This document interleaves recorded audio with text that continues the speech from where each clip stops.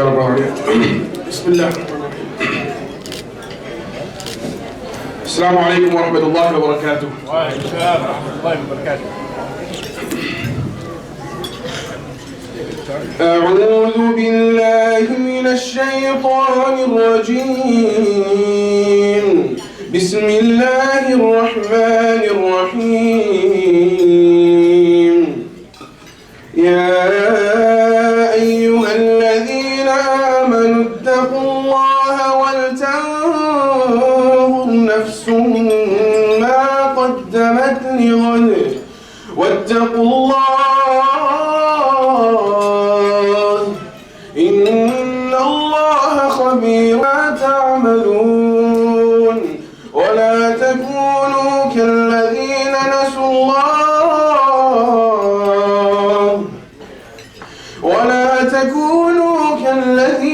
نسوا الله فأنساهم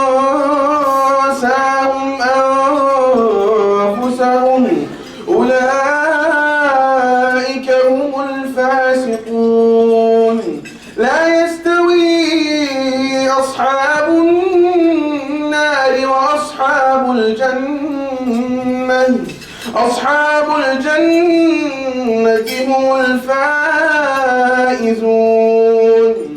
لو أنزلنا هذا القرآن على جبل لرأيته خاشعا متصدعا من خشية الله. وتلك الأمثال نضربها للناس لعلهم يتفكرون. هو الله الذي لا إله إلا هو عالم الغيب والشهادة هو الرحمن الرحيم. هو الله الذي لا إله إلا هو الملك القدوس السلام المؤمن المهيمن العزيز الجبار المتكبر. سبحان الله عما يشركون. هو الله الخالق البارئ المصور له الأسماء الحسنى يسبح له ما في السماوات والأرض وهو العزيز الحكيم. صدق الله العظيم. Thank you. Do not.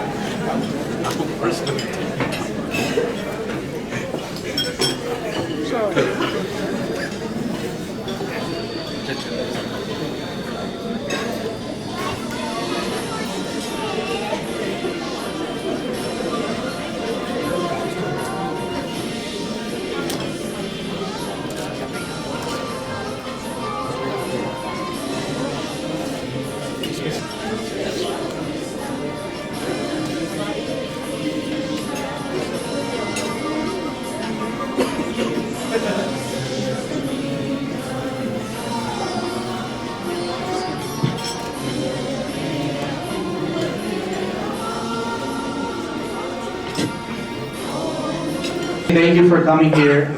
If I just ask you one question, that how was your day going, you all have pretty much the same answer.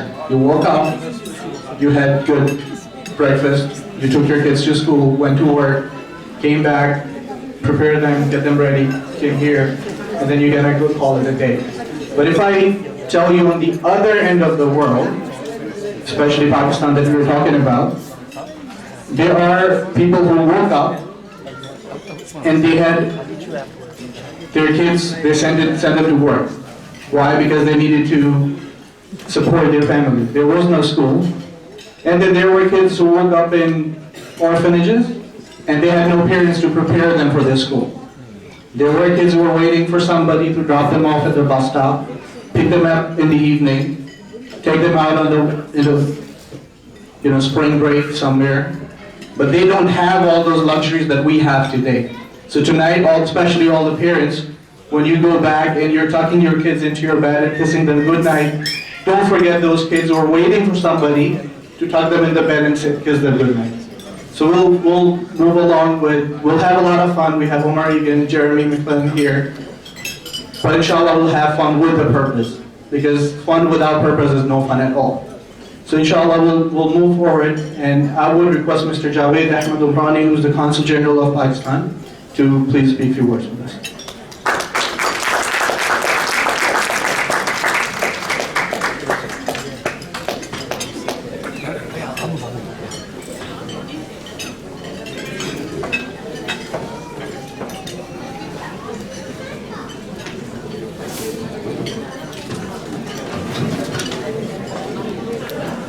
Ladies and gentlemen, Dr. Abdul Khalik, other and distinguished guests, Assalamu alaikum and good evening.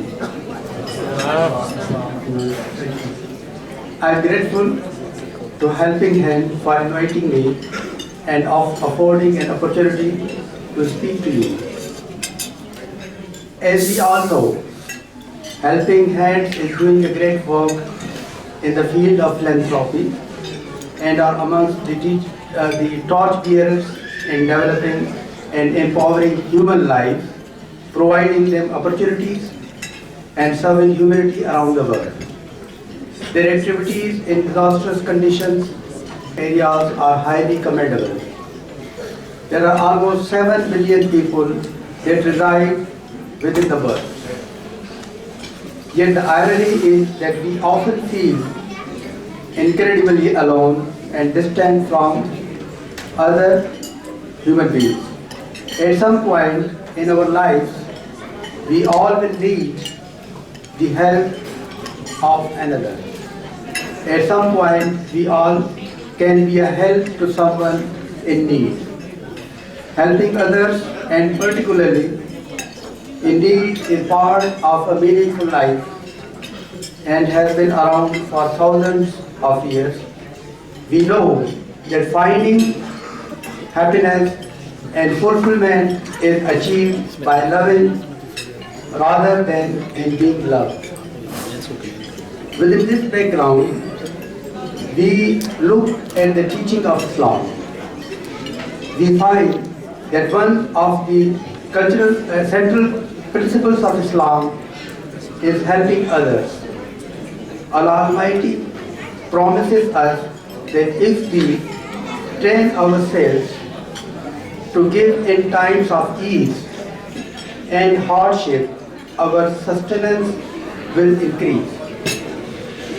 Giving and triggers genuine concern for the well-being of others. Priority is given to feeding the poor and the needy, and that is one of the best acts in Islam.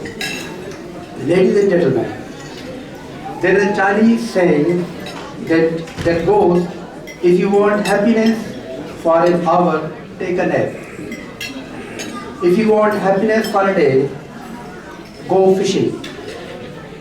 If you want happiness for a year, inherit a fortune. If you want happiness for a lifetime, help somebody. For centuries, the greatest thinkers have suggested the same thing. Happiness is found in helping others.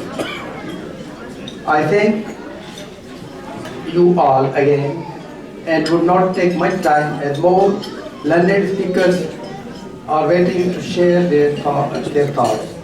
Good luck and barakatullah. And I would like to say at this forum that before coming here, I was in Kathmandu from 2014 to 2018 August. And during the earthquake there in April 2015, we helping hand organization, they came there, and our embassy working there contributed with us, collaborated with them. And I know from my personal, first-hand experience that this organization had done a lot of good things in Nepal, where there was a big, earthquake and natural disaster. So thank you very much for inviting me, and wish you good luck. Ahmed, please have a huge round of applause again, because some of us were City Hall. So, moving along, we have just, want to appreciate the presence of Ann Wick, who's the secretary of Sean Caston, the congressman. He couldn't make it, but he wanted his presence to be here. Please have a huge round of applause for Ann. Thank you. Now, since we're all here for the purpose and we want to learn more about Helping Hands projects, so I have Dr. Hori, who's the manager for Midwest region. I would like to have him on the stage and talk to us about Helping Hands projects.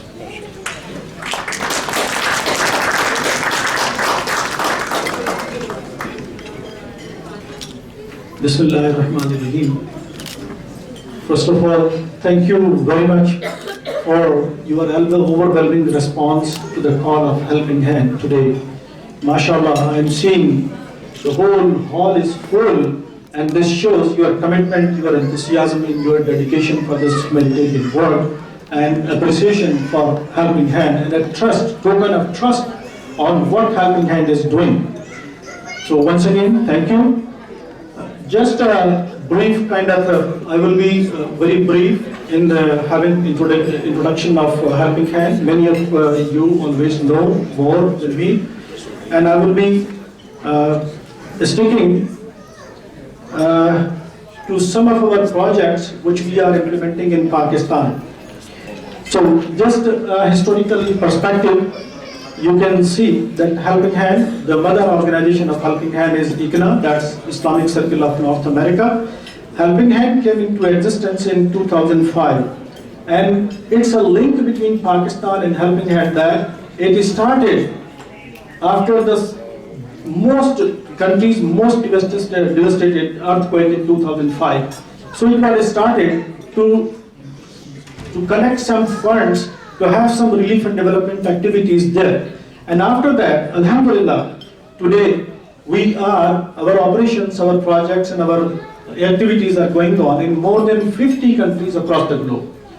And so this is all was possible because of your support. Our aspiration is from this Quranic verse, وَمَا أَرْسَلْنَاكَ إِلَّا رَحْمَةٌ لِلْعَالَمِينَ. That Rahmatul Lil Alameen, this is the key which has inspired us. So this is the mercy to the world. And it's not just to the Muslims, it's to the world.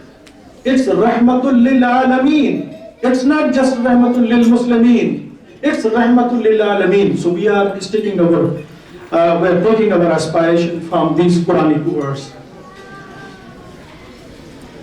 And by the grace of Allah, you can see the credible standing of Helping Hand. We are amongst the top 5% of the top ranked 4-star charity navigators. So 4 out of 4-star charity navigators we have been for the last 7 years consecutively, Alhamdulillah. And also we are part of a number of credible forums and organizations as well. So I think most of you already have the vision and the mission statements, and I won't be repeating it.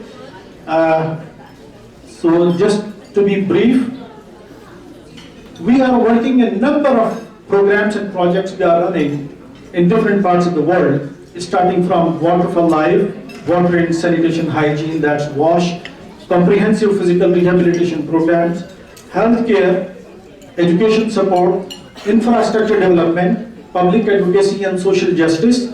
Seasonal programs includes Zabiha, Qurbani, Iftar, Fitra, Eid gifts, winter provisions, and many more. Then matching gifts program. Alhamdulillah, we are partner of more than 200 American corporations which trust us, and they match whatever their employees give as a donation to Helping Hand. They match either equal amount, or they double, or they give some fraction of that from their side. So it's a matching gift program, is a kind of a trust on Helping Hands operations. Orphan support, children with disabilities, in-kind gifts. And with this in-kind gifts, just to let you know that every year we used to send around 200 in-kind gifts, that 200 containers across some of the in different parts of the world from here. from this region, that's Midwest region, last year we sent 20 containers. And before that, in 2017, we sent 25 containers from this region. Alhamdulillah, we are sending this in-kind gifts to the needy and poor segments of this population. Skills development, youth empowerment. We have summer internship programs. Right now the advertisement is going on social media and other forums, so whoever is interested, they can apply. We have started youth development programs by sending our youth to different destinations, like we send in Africa, we send in Middle East, in Jordan, to see the work going on for the Syrian and Palestinian refugees in Jordan, Lebanon there. And recently, we have started this Youth for Pakistan. So now the applications are open, and if somebody is interested, we can facilitate him to go and engage them. Emergency relief, wherever there is some disaster, our volunteers go there and engage in some of the emergency activities. So this is the list of the countries where we work with our partners. So you can see, Alhamdulillah, starting from Albania and all, I have no time to read out all these list of the countries where we are working with the help of partners. And these are 14 countries where our own offices are established. We are registered as international non-governmental organization. And this is the credit for a US-based organization. When we call Helping Hand, it's not just the Helping Hand. It's Helping Hand for Relief and Development USA. So wherever we go, we'll bring the name of USA in these parts of the world as well. So, and in some other countries, the work for registration is going on.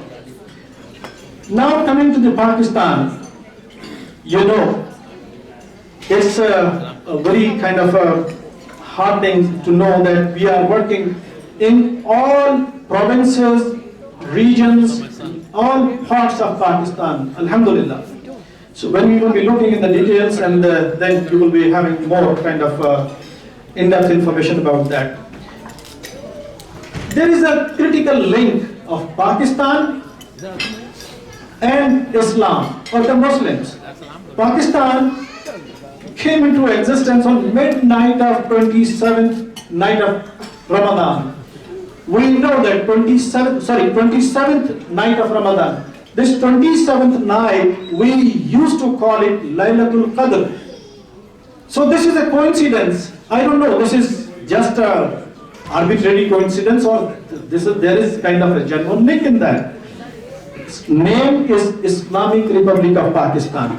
And this month of March is going on. This month of March has a very critical link with that. On 23rd of March 1940, the very first time this resolution was passed, where it was declared that we need a separate country. And just after 7 years of struggle, Pakistan came into existence.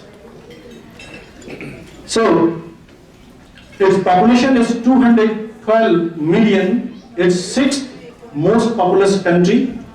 It's a 33rd largest country. It's equal than combined area of France and UK. So, and has a lot of history behind that. Mainly, the economy is based on agriculture, and now moving towards industrial and services as well. And major part of the budget are spent on security and debt management. That's why a little amount is spared for the social development sector. There is no, I am not advocating or justifying anything, but this is the reality going on. 60% of the population lives in the rural areas, and which has even lesser facilities available for them. Around 64% of Pakistanis are under 30 years. So it has a large base of youngsters. So a lot of potential, lot of youths are there. The bad thing is that 22 million children are out of school still. Again, some economic facts. Average salary of a Pakistani is $1,600 per year. So you can understand that it's $135 per month, so it's very low. 14th most poorest country is also. These are the dark aspects which we have to address. Yeah, government tries its best to do infrastructure development and create opportunities. But what best the people can do for the country, especially those living outside of Pakistan and the well-wishers of Pakistan, so there is an opportunity to invest in the people's lives and communities. That is what we are exactly doing and will be doing inshallah today. So now, coming to the point that there are three key sectors which are necessarily needed for the development of any of the nation or the country. That's education, health and nutrition, and water and sanitation. We have summarized all of our projects into these three sectors. For the education sector, we include orphan support, we include education assistance, and the skill development and livelihood programs. Under these initiatives, you can see the progress over the time. More than 15,000 people have been benefited out of these education support programs, mainly the orphans. And you can see over how we started, and this number is growing on. And Alhamdulillah, in 2018, more than 7,750 people were benefited. And in 2019, we have a target of 8,350. Some glimpse about this project. This is the education. This education, you can see the numbers.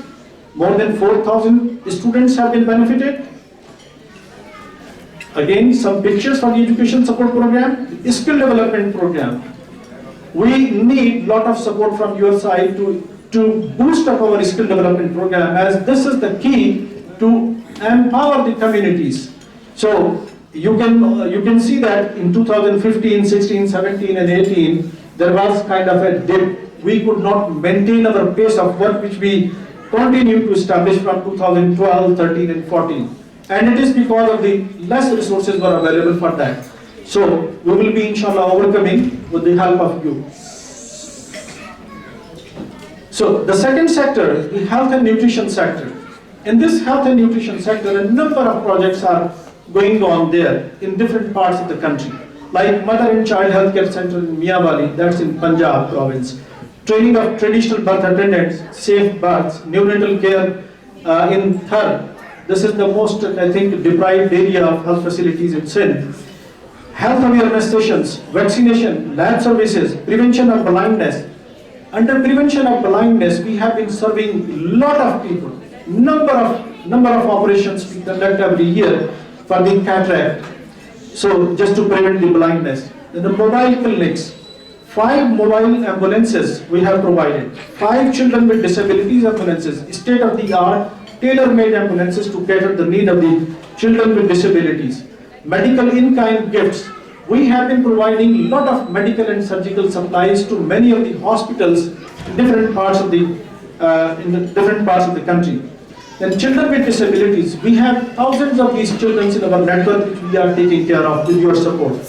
Comprehensive Physical Rehabilitation Center. And now we are going to start a very state-of-the-art new project, that's Karachi Institute of Neurological Disease and Rehab, that's KIND. The building has already been acquired and now it is going to be start soon inshallah. So this is, you can see that more than 23 million have been benefited out of our health and nutrition support programs. Just a few of the glimpses, not going into detail. This is the picture of the nursery in Thar area, Mithi. You can see these ambulances. The cataracts operation, the prevention of blindness program being depicted here. Medical in-kind supplies. So this one center, it's a state-of-the-art Helping Hand Institute of Rehabilitation Sciences. And the good thing, the best thing with this is, it's not just an institute to provide the services. Now it has been converted into a 4 years degree awarding institute. MashaAllah. Doctor in physical therapy. With your help, with your help, this continued support is going on. And also, there is a factory, there is an area where artificial limbs are being manufactured there. So, this is water for life and sanitation. We have been providing a number of water for life, this reverse osmosis plants, filtration plants, tube wells, gravity flow water schemes, submersible pumps, and also focusing on schools, school wash. That's providing them toilets, hygiene items, clean environment. So, and up till now, more than 800,000 people have been benefited out of these activities. So you can see in Tharparkar, Sindh, this RO plant, in Tharparkar of Sindh. You can see in Karachi, you can see this school wash program in far-flung area of Chachro, in the desert area of Sindh.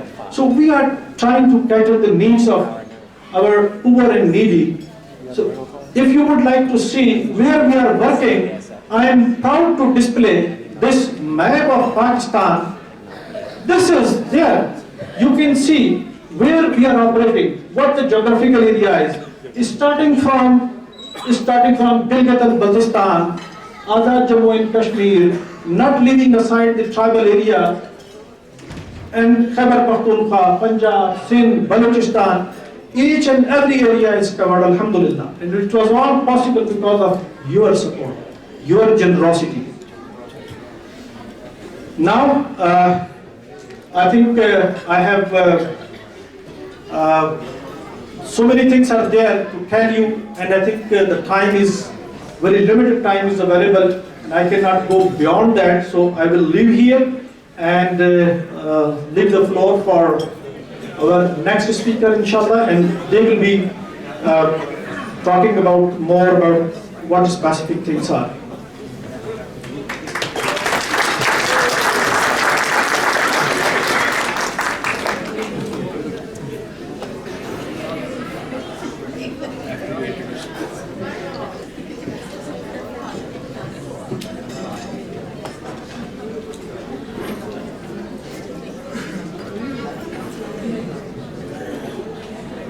Thank you, everyone, and thank you, Dr. Hawley. He forgot to mention one thing, that all the facts and figures there, we were going to quiz you right after, because all of you were paying so much attention. But again, thank you guys for all your support, and have a huge round of applause for all of you.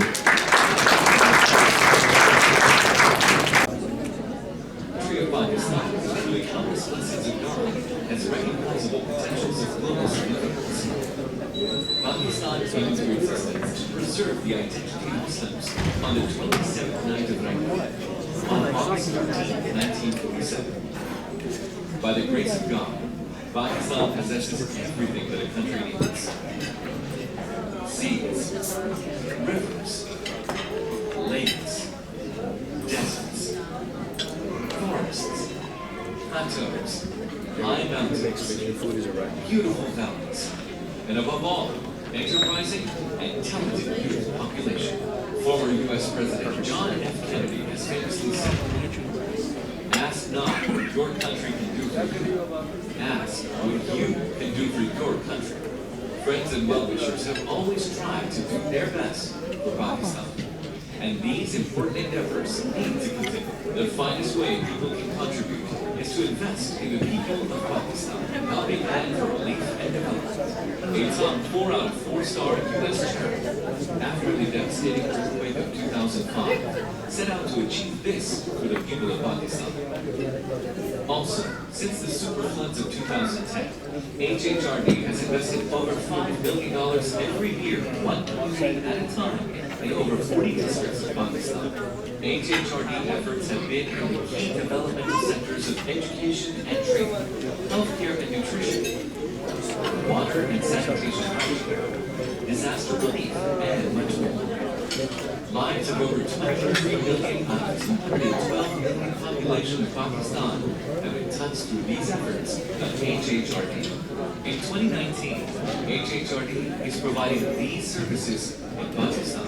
8,350 orphans being helped through a comprehensive child development program, 400 students being assisted through higher degree education scholarships, 2,260 youth and widows receiving scholarships, more than 20,000 patients being seen at a mother's healthcare clinic in Myanmar, Punjab. رب العالمين والصلاة والسلام على أشرف الأنبياء والمرسلين سيدنا محمد وعلى آله وصحبه أجمعين. My dear respected brothers and sisters, Assalamu alaikum wa rahmatullahi ta'ala wa barakatuh. MashaAllah, you sound like you ate. And usually we have to ask you to say salam again, but it looks like you ate, alhamdulillah. And while Dr. Ghauri was actually speaking and talking about the creation of Pakistan, the partition actually came down right here. I don't know if you saw, there was a partition, just very symbolically, mashallah, to show that none of the three people who are going to speak to you tonight to raise money for the vulnerable and oppressed in Pakistan are actually from Pakistan. So I am Altaf Hussain, but not that Altaf Hussain. So because the Consulate General he can't show up at a gathering with Altaf Hussain. He can't. That just doesn't work. And then of course Jeremy is South Carolina, and then Omar Regan is Michigan. So none of us are actually from Pakistan, but clearly we believe in the cause, and so that's why we're here. And inshallah, in the next few minutes, we'll talk about what we're trying to get done. Allah subhanahu wa ta'ala has blessed all of us in so many ways. If you woke up this morning and you were breathing, and I literally mean that. You were breathing and able to get up to pray Fajr prayer and go about your day. That in and of itself, if nothing else happened, was sufficient to show the mercy of Allah subhanahu wa ta'ala towards us. But to go beyond that, we have to realize that we are living in a country at a time when so much is known about Islam, but such little is actually known about the values that are central to the core of our mission, if you will, as a faith. Among them is charity. Among them is caring for those who are vulnerable and oppressed and at risk. Many of the Meccan surahs, the shortest of the surahs that were revealed to the Prophet sallallahu alaihi wasallam, began to connect the Arabs of the time, from their complete attachment to this world to another concept of an afterlife. But to get to that afterlife, they would have to go through a period of accountability or muhasaba. And who was the accountability to? It was to Allah subhanahu wa ta'ala. That concept in and of itself was conveyed over and over again, always in connection to serving others. To serving others. And so tonight, we are talking about three sectors. So let's see if you remember what three sectors were presented to you. What do you think we're going to raise money for tonight? What three sectors? Anybody? Education. Education, yeah, I'm a professor. And the families and friends of Helping Hand cannot respond. Neither can the staff and volunteers. These are people who are, anybody who is like not from the Helping Hand family. Education, what was the other one? Healthcare, and, no, it's healthcare and nutrition, it's one category, and sanitation and hygiene, right? Which is the WASH program. The Prophet sallallahu alaihi wasallam was actually, and among these, and you'll see them as the pledge cards are passed out to you, was among the people in that time, if you will, who was watching all of this unfold. But he himself is an orphan. You cannot, as a Muslim, say the word orphan without getting goosebumps and realizing that the orphan that changed the trajectory of the entire world, the history of the world, was actually changed by the message that this orphan brought to the rest of humanity. And amazingly enough, and our moderator, the MC in the beginning said this, he never got to see his father. Let that register to us. He would go on to become the messenger of Allah, but in Allah's plan, his father passed away before his birth. His mother passed away when he was only 6 years old. We say 6 because that's what's recorded. But because of the traditions of the Arab and the Bedouin of the time, they used to send the infant into the care of the wet nurse, into what is considered, in Mecca there was no rural area, pretty much all of it was, undeveloped, if you will. But they used to send them to the outskirts of the city, where a wet nurse, in the care of the wet nurse. So we think he may have only spent somewhere between 2 to 3 years with his actual birth mother. Upon her death, he was taken in by his grandfather, his uncles, and then of course the rest of the history goes on. Why I begin there is because tonight, whatever it is we do to raise the funds to support these projects, we will not do it out of a sense of pity because we have and they don't. That we are somehow better off and they are in a worse off position. No. The reason we will give anything tonight is because we want to give back to Allah subhanahu wa ta'ala the blessings that He gave us. The du'as that you have been making. Just in 2018, for example, maybe it was for better health. Somebody went for a biopsy and the diagnosis came out to be negative. That was from Allah subhanahu wa ta'ala. Maybe a child needed support and mental and emotional health support. It's very difficult to be a young person in America, and you got that for them, and now they're going on with the rest of their life. You made dua for someone to be married, and they were married. Dua for them to have children, and they had children. Better education, jobs, whatever the dua was. So from the very beginning, the Prophet ﷺ was given the sense that it would take an entire community to raise people who are compassionate and loving and kind towards others. And that is why when the revelation, wahi, began, and the surahs, the first surah Iqra was revealed, when that revelation ceased, it paused for a short period, for a very short period. The Prophet, peace be upon him, became very worried. What had happened? Did Allah subhanahu wa ta'ala forget that this will go on as a project? Did He forsake me? The Quran became, in that minute, instant, a book of reassurance. Allah subhanahu wa ta'ala revealed a surah in which you remember, you use this, I use it. When we have meetings and we're rushing, we say these short surahs. Allah subhanahu wa ta'ala revealed, وَالدُّحَى وَاللَّيْلِ إِذَا سَجَى مَا وَدَّعَكَ رَبُّكَ وَمَا قَلَى وَلَلْآخِرَةُ خَيْرٌ لَكَ مِنَ الْأُولَى وَلَسَوْفَ يُعْطِيكَ رَبُّكَ فَتَرْضَى. And here's the part. Allah subhanahu wa ta'ala is saying to him, by the dawn and the night as it's still, neither has your Lord forgotten you nor forsaken you. Your akhirah, your hereafter, your afterlife is much better for you than your present life. Meaning, strive for that afterlife. But then He says, Allah, your Lord, will be pleased with you. And here are the verses. أَلَمْ يَجِدْكَ يَتِيمًا فَآوَى. Don't you remember, O Muhammad? We found you as an orphan and we took care of you. And subhanAllah, He never forgot that status. His love for children out parallels any other priority, if you think about it. As the messenger of Allah, sallallahu alaihi wasallam, he told us, he extended his sajda, his prostration to Allah. He extended it when one of his grandchildren was playing on his back. He is the messenger of Allah.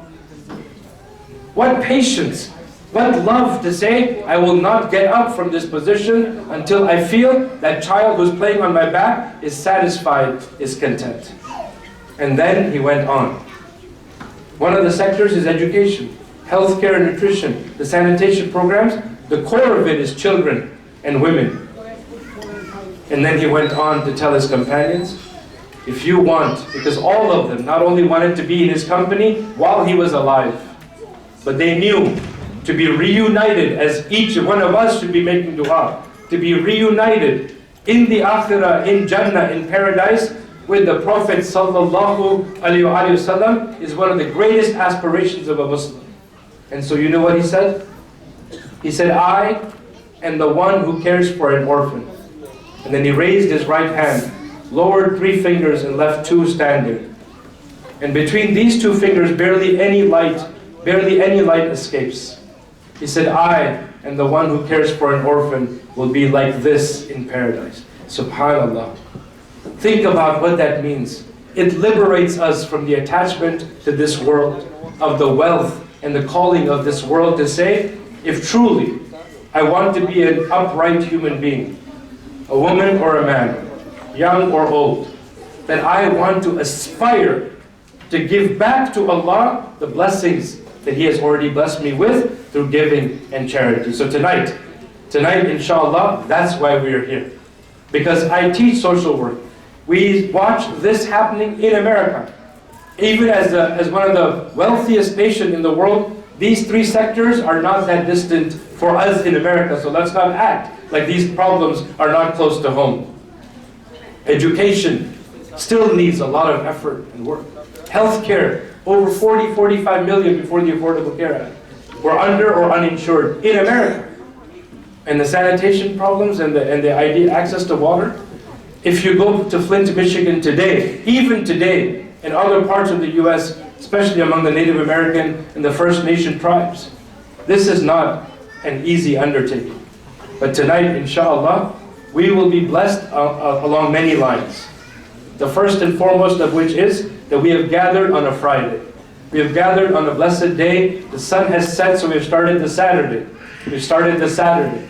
But this is still a blessed time to be thinking about all the blessings that Allah gave me and how can I give back. The second thing is, every dollar that is given tonight,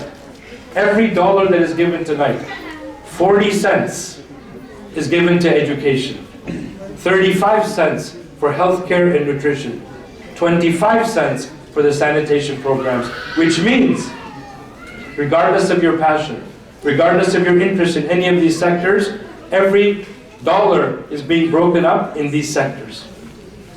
Dr. Ghari mentioned Charity Navigator. Let me pause to let you know what this is. I chair the department that teaches nonprofit management, social welfare policy, and community organizing and development. There are nonprofit organizations around the country. But how do we know of every dollar that we donate, how much of that money is going to programs and activities, and how much is going to personnel and administration? Charity Navigator is a watchdog organization. They actually look at the IRS 990 forms that every nonprofit must submit. When they find that your organization is predominantly focused of every dollar to go to programs and activities, they give you the highest status, which is a 4-star rating. Helping Hand did not get this 1 year or 2 years. It is for 7 years in a row, and that deserves another round of applause for the great work being done on our behalf. So tonight, I want you to feel relaxed. I want you to feel relaxed because we're doing this, asking for funds in a very different way, mashallah, in the Muslim community. We've come a long way. When I was growing up in America, they wouldn't even tell us it was fundraising. They wouldn't. They would just say, you should all come. And we were so naive, we would show up. And then somebody was appointed to lock the doors. They say, why are you locking the doors? You're not going to leave till you give us money. Right? And then somebody else would be in the back complaining and say, we're hungry. You don't feed us. We're not going to feed you till you give money. Right? Somebody may say, I'm a diabetic. I'm going to die if I don't eat. They will say things like, if you die in the path of Allah. So when they asked me to help in this way, I thought, why would people be crying or dying when they want to give back to Allah subhanahu wa ta'ala? So that's how you'll do it. The other aspect of this is, for every dollar you donate tonight, remember, when I talk about blessings multiplying, realize that the currency exchange itself is sufficient for those who are paying attention to the Pakistani economy about how many rupees for every dollar from the US dollar, how many rupees? Who's paying attention? Anybody? 140. 140? I like the other table. This is like 150 or something. They're getting a different market. Somebody else says something? 143 today. See, Uncle is very exact. That's why he got so ahead in life. 143. So for every dollar we donate tonight, every dollar that is given, we'll be making a dua that was taught to us, a prayer that was taught to us by Abu Hurairah radiyallahu ta'ala anhu. He is a companion of the beloved Prophet, peace be upon him. And the Prophet, peace be upon him, told him and others one day that Allah sends 2 angels every morning to see who spends, which of the women and which of the men spend in the path of Allah. To the ones who spend, the angels make dua. Let that register.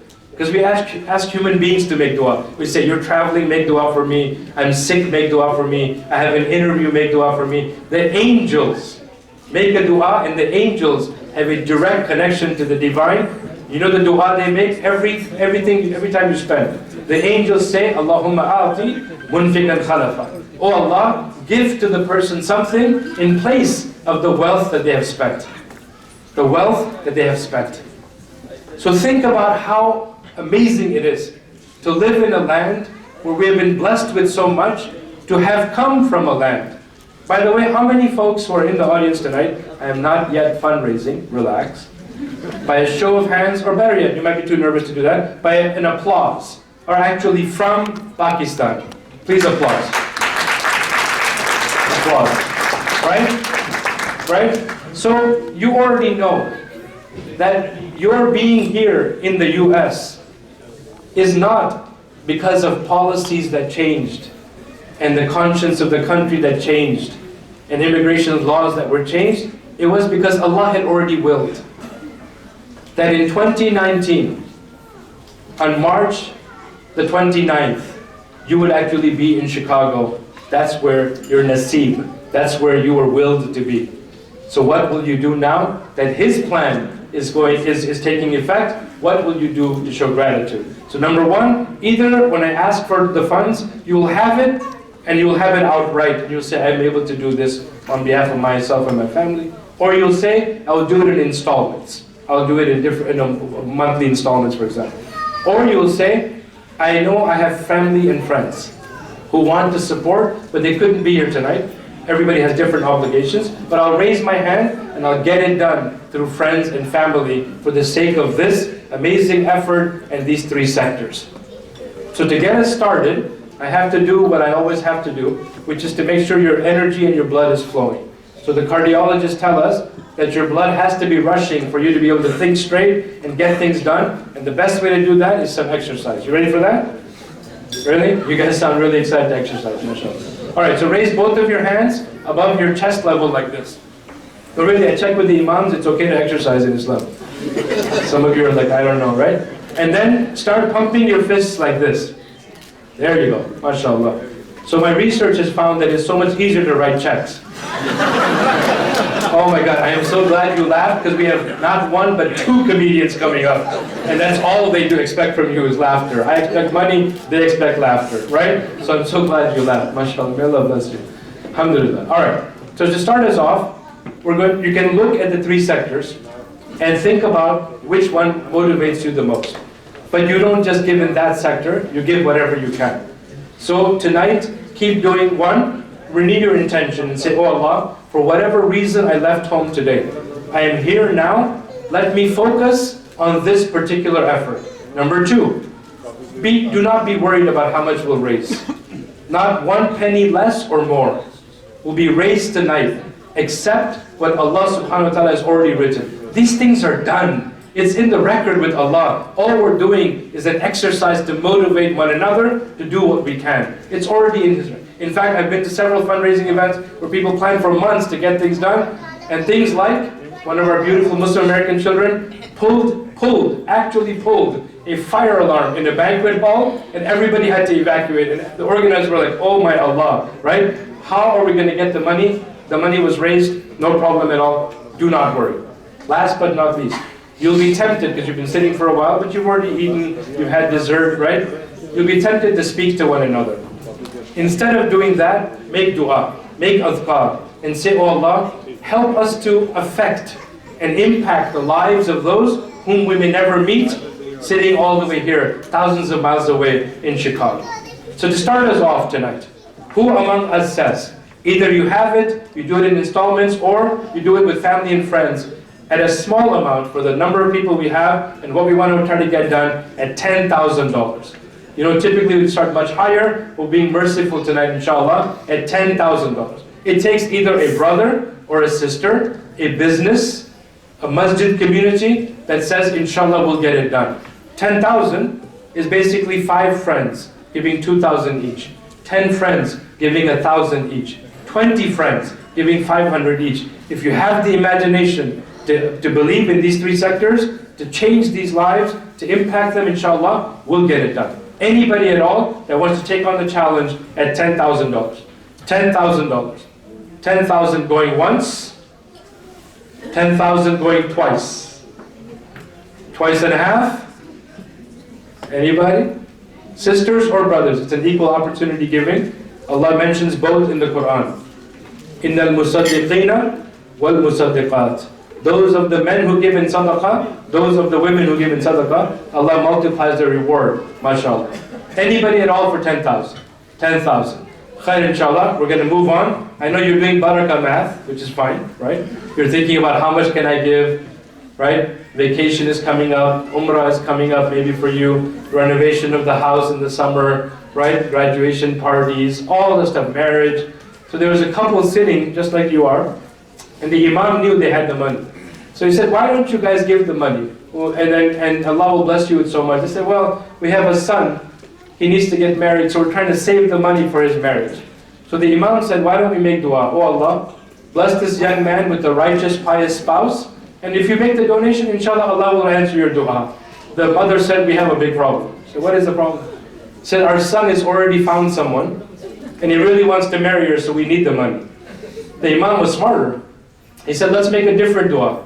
Oh Allah, remove the girl from the boy's heart. Yeah, their imams are cardiologists. Yeah. He said, remove the girl from the boy's heart and fill his heart with iman. And the father said, Ya Allah, that is the problem. The girl's name is Iman. Right? So I'm so glad you guys laughed. There are two comedians, mashallah. Not one, two. So I know you've been thinking and you're worried, right? How much to give? Is there anyone, while I was talking, who thought, you know what, I know 10 friends. Each of them gives 1,000. Again, it's for Pakistan. It's literally majority of the efforts that are being done for the 3 sectors. It's going to improve lives at a time. A cataract surgery of a person who is the head of the household can change the trajectory who is the breadwinner for that family. And on and on and on. Anyone at all at 10,000? 10,000 once, twice, twice and a half, no problem at all. We move on. If you think about healthcare and nutrition, you know, in the US, we didn't always have the free breakfast and lunch meals in public schools. We actually didn't have that program.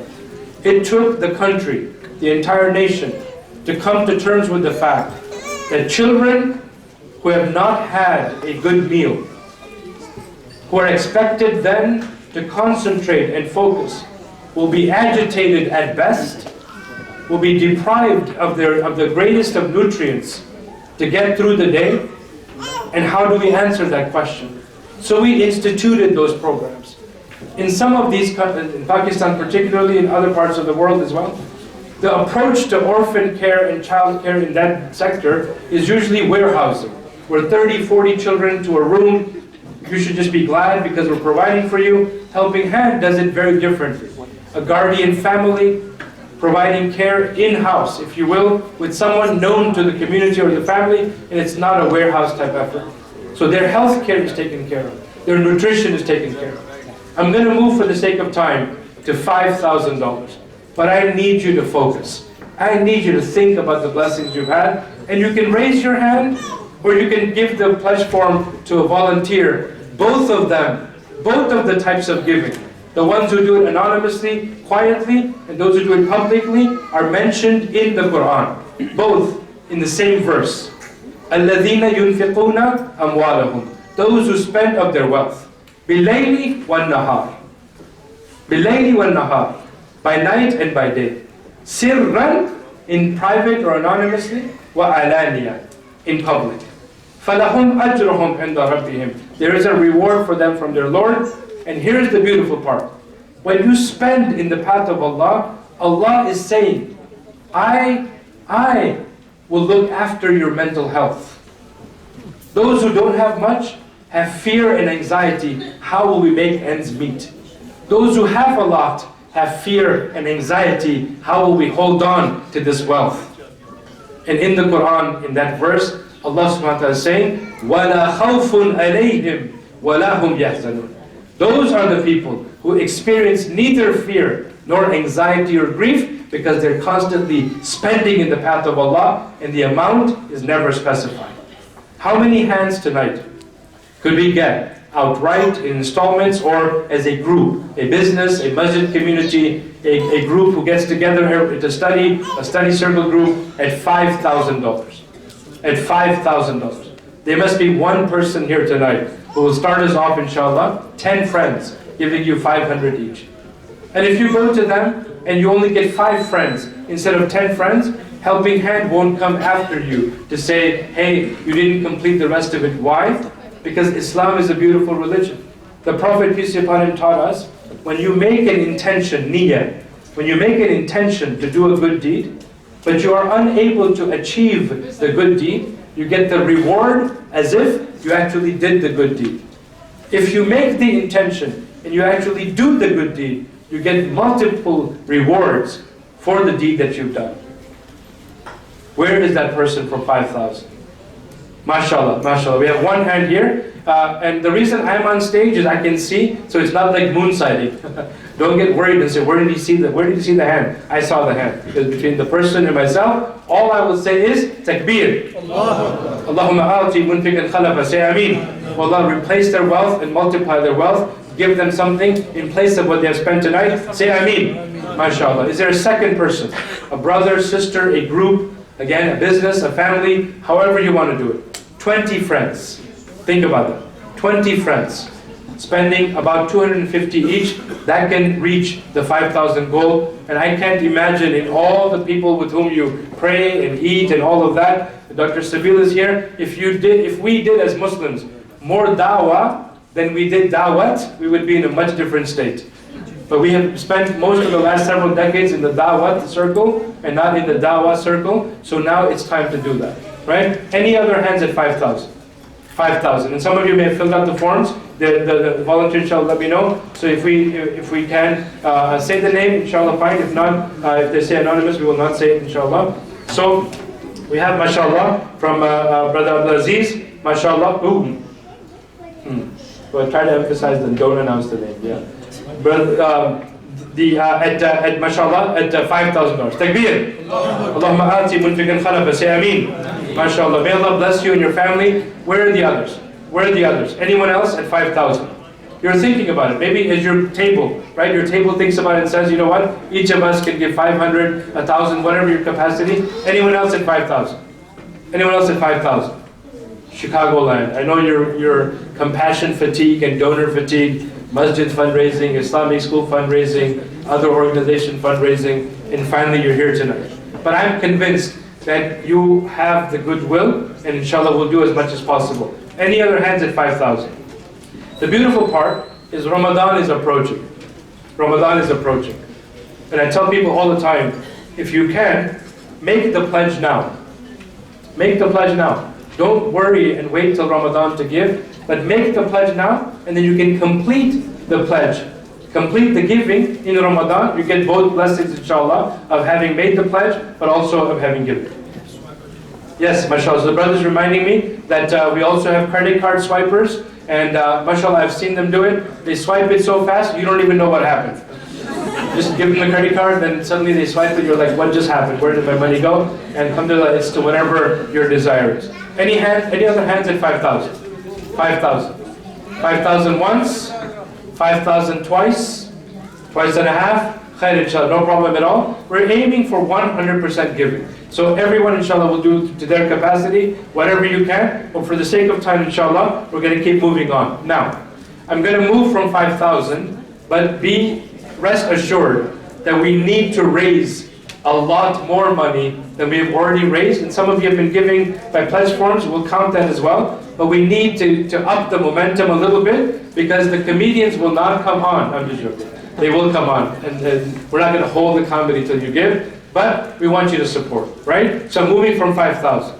So in the spirit of Black Friday, I'll give you 15. And indeed, oh Allah, ultimately bless the volunteers who will stay behind to clean up long after we're gone, seeking no reward but your reward. Ameen, Ameen, Ya Rabbil Alameen. Jazakumullahu khairan. Assalamu alaikum wa rahmatullahi ta'ala wa barakatuh. I have ever experienced. It's the best comedian ever. Now what? I was like, man, I appreciate you. He was freestyling. Oh man, how y'all doing? Yeah, y'all look so interesting.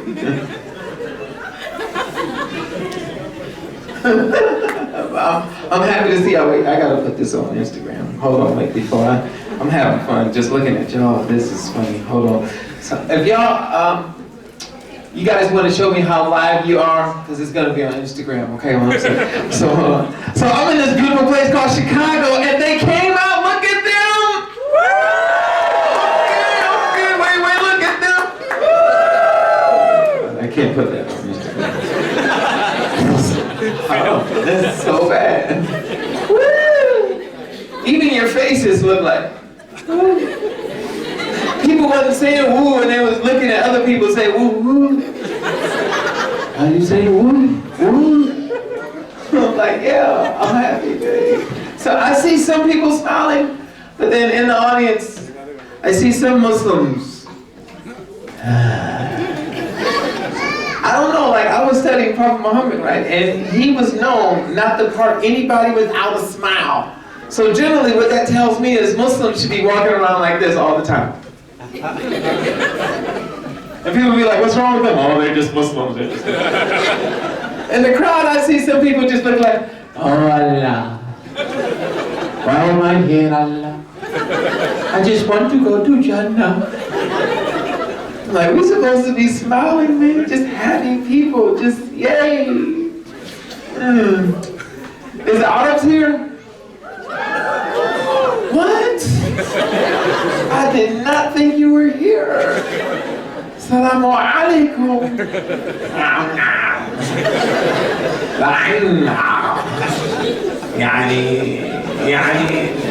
That's so cool. I like that. Any other black people?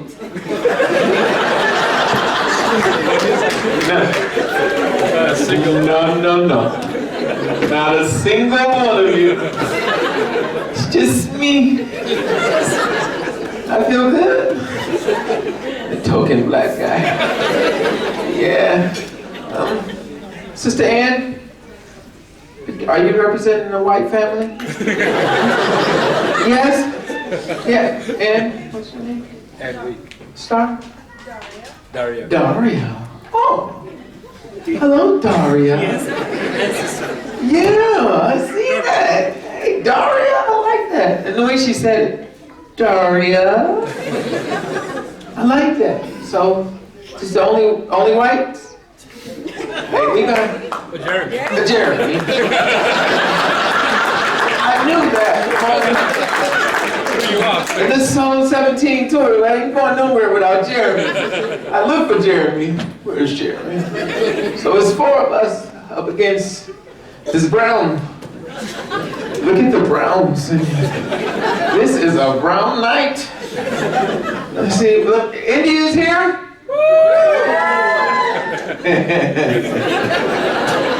Is Pakistan here? Okay, India, listen. Listen to me, India. Relax. You have lost this one. We've already taken the banner down for you. You guys just relax. I found out, listen, Indian and black people, we got something in common. Like black people, we do this. We see another black person walking down the street, this is what we do. I don't know his name, I don't know what he do for a living or anything, it's just, we recognize the black. In India, this is communication. India, they have the same communication, they just do it a little different.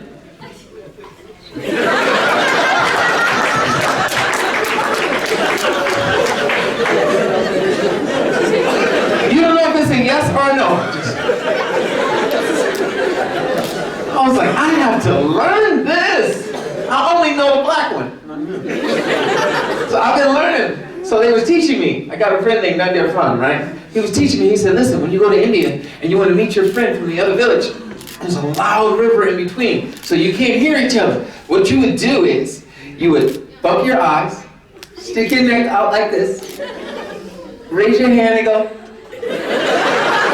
And that means, I'm so happy to see you. And then, if your Indian family is happy to see you too, he would close his eyes, he would pull his head back and raise his hand and says, and it means, I'm happy to see you too. I was like, yes. I love y'all. We gotta work together. We only have. You know what listen, I found out something for myself. Like when my mother converted to Islam, I was 5 years old, right? And we were learning Islam from the Tablighi Jamaat. And usually when I say that, people are like, MashaAllah. And you guys are like, some people are like, are you okay? But alhamdulillah, I'm good. So I'm learning, but here was the challenge. Here was the thing. We thought shalwar kameez was sunnah. So can you imagine? We're the only Muslims in the neighborhood. There's this little black boy running around the neighborhood with a light blue shalwar kameez. And the people were laughing. The other kids was like, it's the Black Aladdin. I was like, oh. But the problem was, this was the problem. When they gave me my shalwar, I opened the package. I knew they weren't mine. I was like, I can't fit these shalwars. The shalwars are so big. I was like, man, I could fit like 8 people in the shalwars.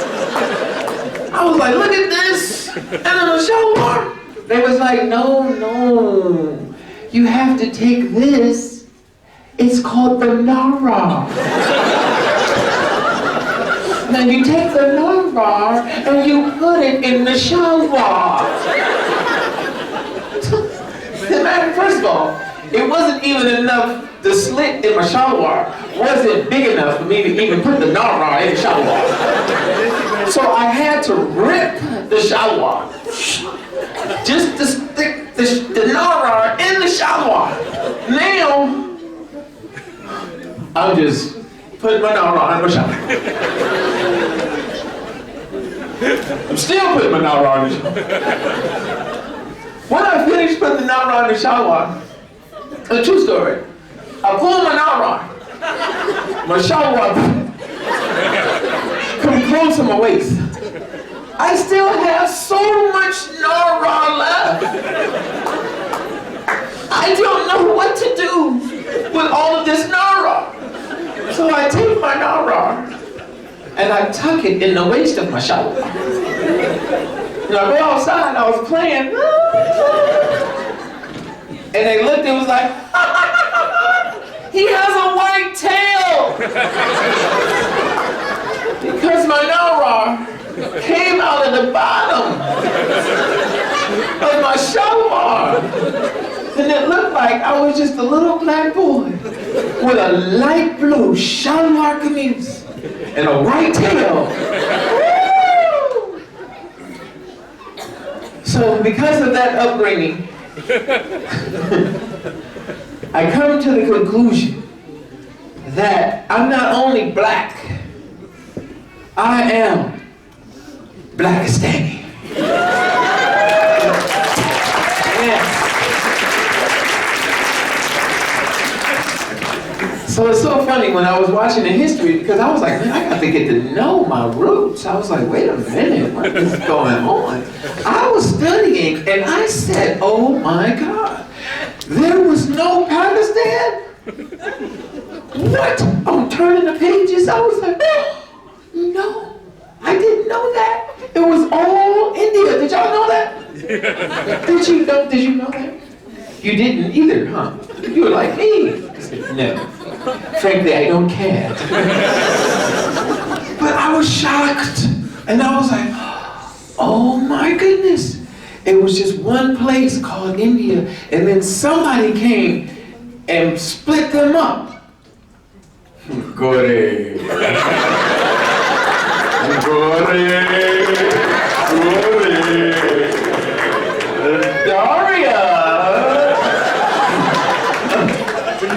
No, you didn't. No, you didn't. Just, tripping on. Right? They split him up. But look at the mercy. Now the mercy is, wow, it's amazing. But this is what I want y'all to do. Like now, I realized something else that you guys got in common with black folk. You guys got a lot of soul. You know that? So it's like, yeah, we got soul.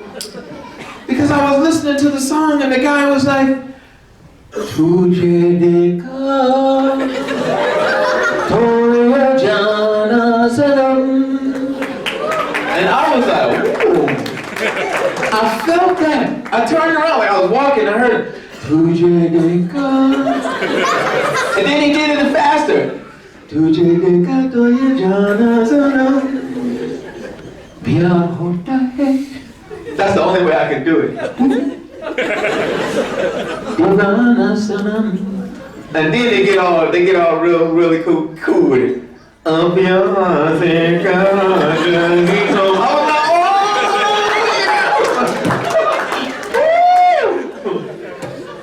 was tripping, man. I was like, I can feel this. So it made me say something. I want to tell y'all now. I want y'all to hire me for all of your weddings. The first Blackistan. I'm gonna come and perform. I'm gonna sing. Janam janam janam satu chalna yuhi. Kasam tu hai kasam ke milna yuhi. Ek jaan hai bade du badan ho juda. Mere ho ka hamesha hira hira ka bina ka hira alvida.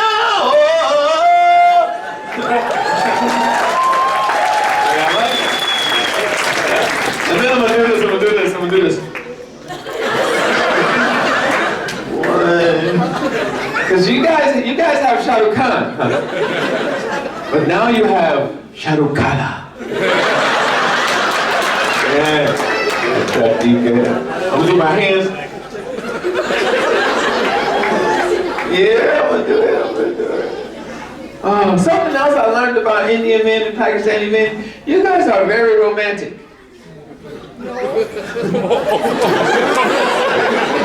Even the sister said, no. That's not even the sister.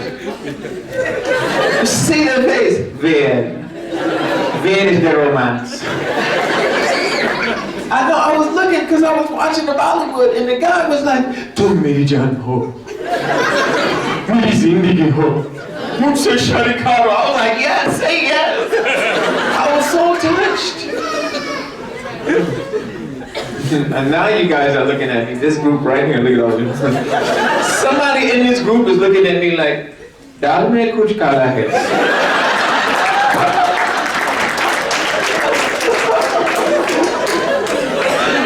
Sari dal kala hai. Theek hai. I don't know. Listen, my arm's feeling left out. Habibi. I'm sorry. It's like, what's happening? It's a Pakistani night. I love my Arabs family too, man. My Arabs, you guys are amazing. They have a unique, a gift also, I believe. This gift, I like to call it bromance. Because like I tell I'm born and raised in Detroit. And you know how, you ever seen black people greet each other? You can be honest, it's just me here. Right? We always do that extra strong, right? I was expecting that. I went to Saudi, right? When I got there, the brother was like, Salamu alaikum. I was like, wa alaikum. Before I could finish the salam, wa alaikum. He was like, what? I was like, what? I wasn't ready. He just kissed me. I wasn't, what? I was looking like, you kissing me? I hadn't been kissed like that. And he was a little shorter than me, so he kissed me on my neck. And I was like, what? And his lips was wet. And I was looking at him like, I don't even know your name. You kiss me. then I was happy though. I was like, well, at least they like me. But then I looked over and he was kissing everybody.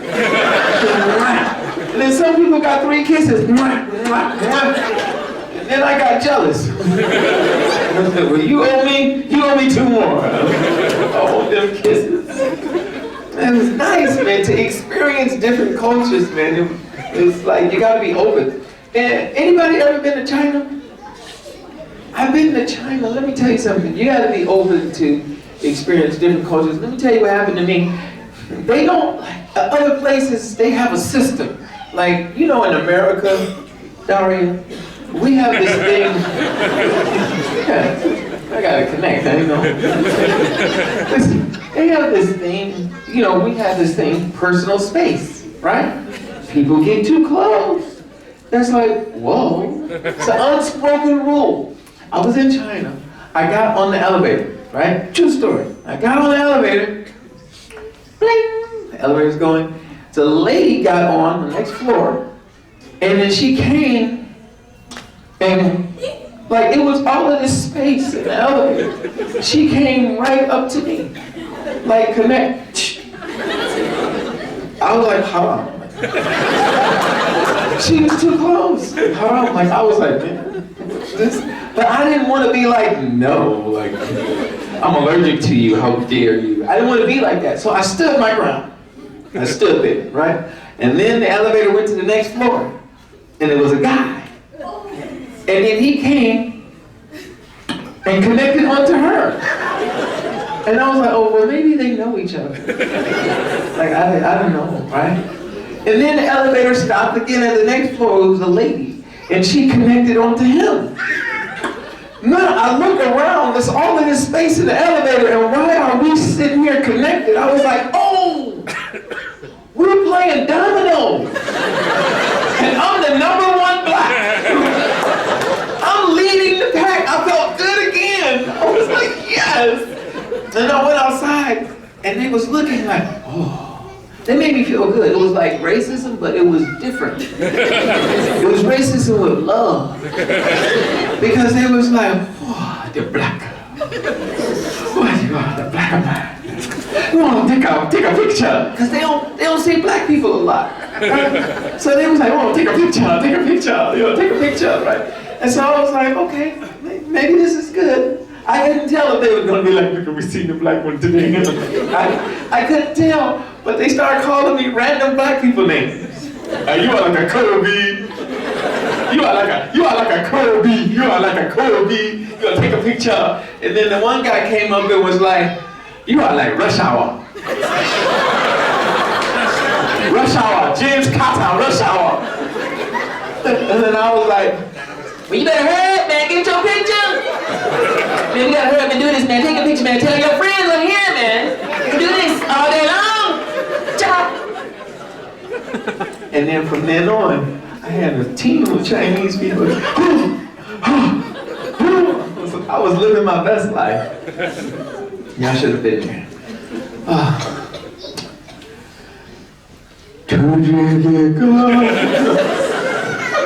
It just felt right. It just felt right. Oh, okay. It's haram. The haram police are here. Usually, when we say haram police, those are people, they've been holding in their laughter. They've been holding their laughter in for so long. When it finally comes out, it sounds like a dead cough. It just, oh. Haram. Haram. I've been feeling sorry for them. I'll be like, it's okay. It's okay. It's therapeutic. Like in the Quran, Allah says that Prophet Ibrahim, he revealed, Prophet Ibrahim said he's the one who makes me laugh and the one who makes me cry. And I just be feeling sorry for people that just, that's how they be looking. I won't laugh. Some people hold on till they laugh like they holding on to voodoo.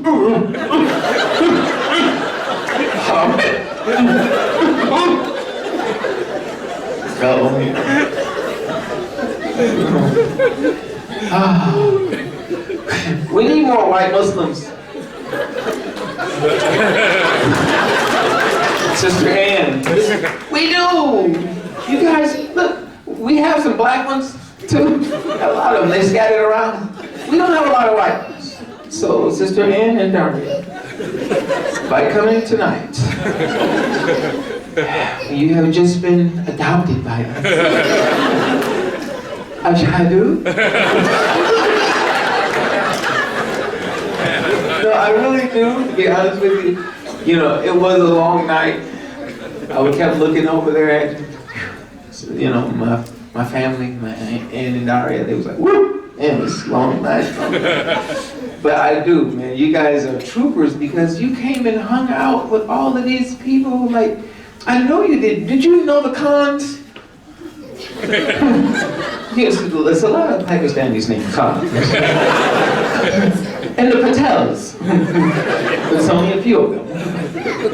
Right? You don't know all these people, but tell us the truth. How do you feel? Do you feel safe here? Right? Do you feel safe? She said, of course. Look, guys, but it's not enough white people to have this Muslim experience. She feels safe here. So, guys, you're doing a good job. This is how we are all the time.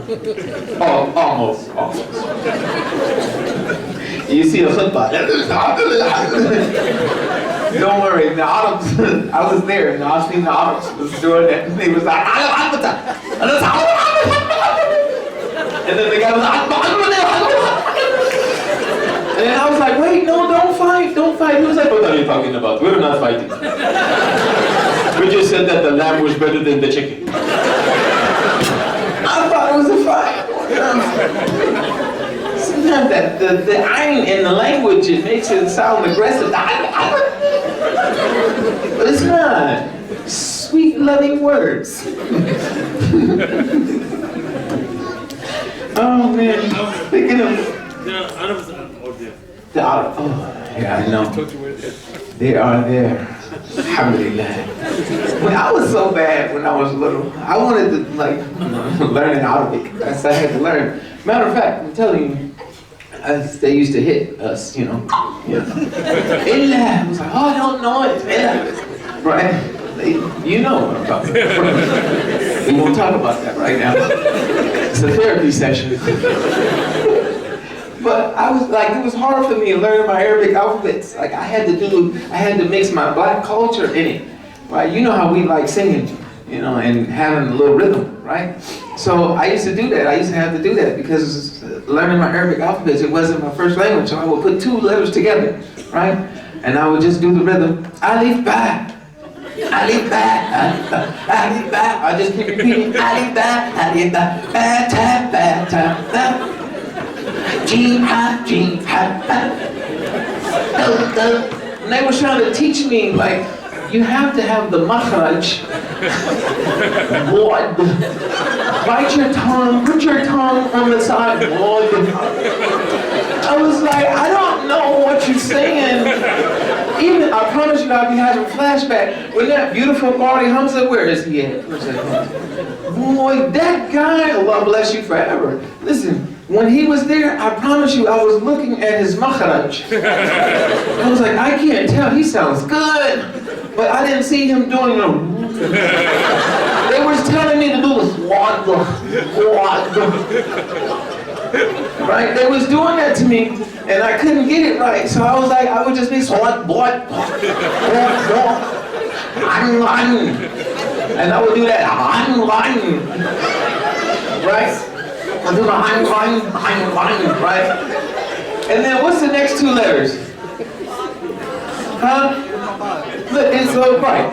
Back off, right? So I was in the room studying by myself. I got the Then I would get in trouble because I was there and I was like, back off, back off, back off.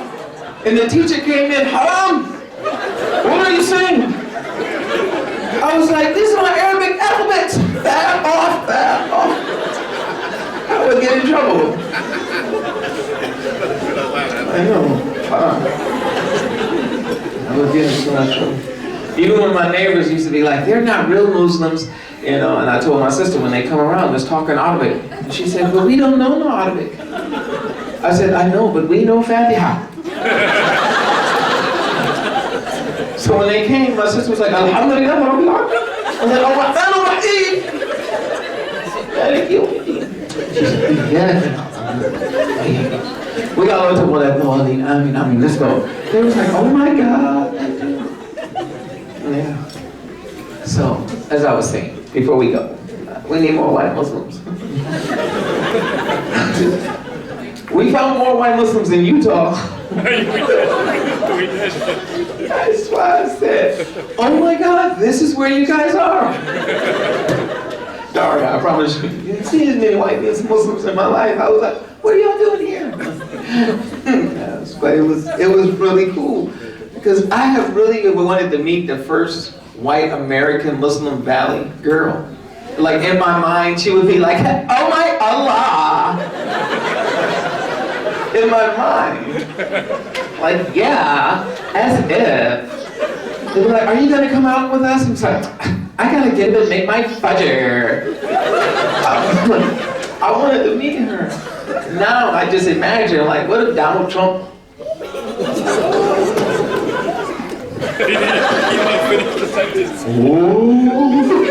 what if Donald Trump took Shahada?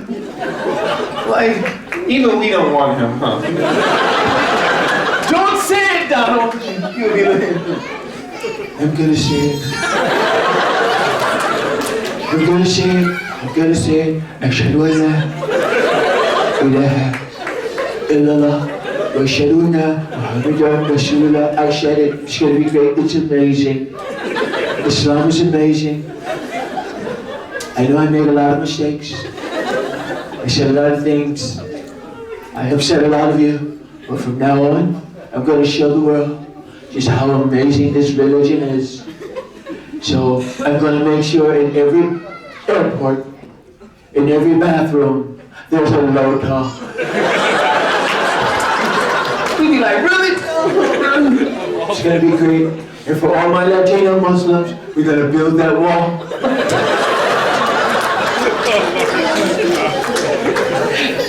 And we're gonna put a minaret. And when you can call me Allah, but you're gonna be up there behind that wall. Okay. Oh, that made me laugh.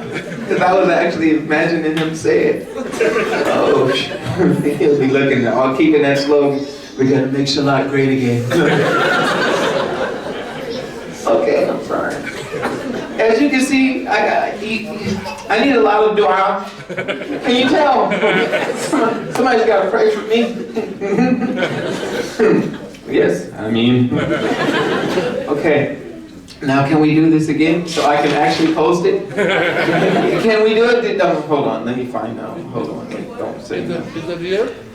Zabiha? Zabiha. Ji. Shukriya, Baba. Baba Shahid. Look at myself. Okay, so listen, I've been having a lot of fun. Have y'all been having fun, Chicago? If you guys weren't here, you were out of the loop. Loop. Chicago loop, I said it. So, is my honor family here? Okay, that was really good. Is any more black people here? You see that? I'm holding it down by myself. All by myself. Any Latino Muslims here? No. Oh, we left them out.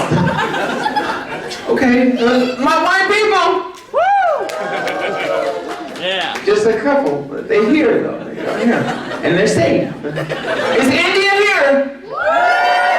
What about Pakistan?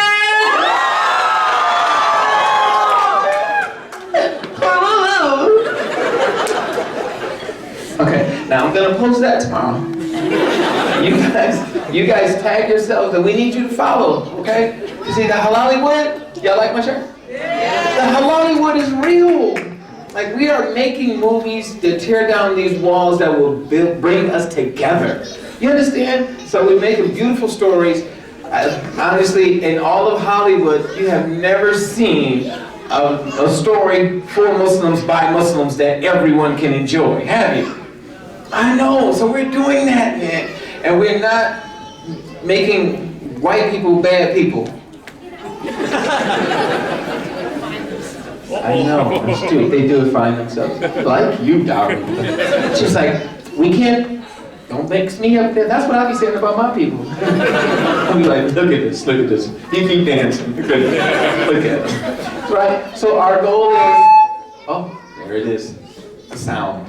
Our goal is to tell stories so people can really get to know who Muslims really truly are. So we'll have action, we'll have comedy, we'll have cartoons. So all we need now is right now we're having meetings with Netflix. Yeah. For our first film.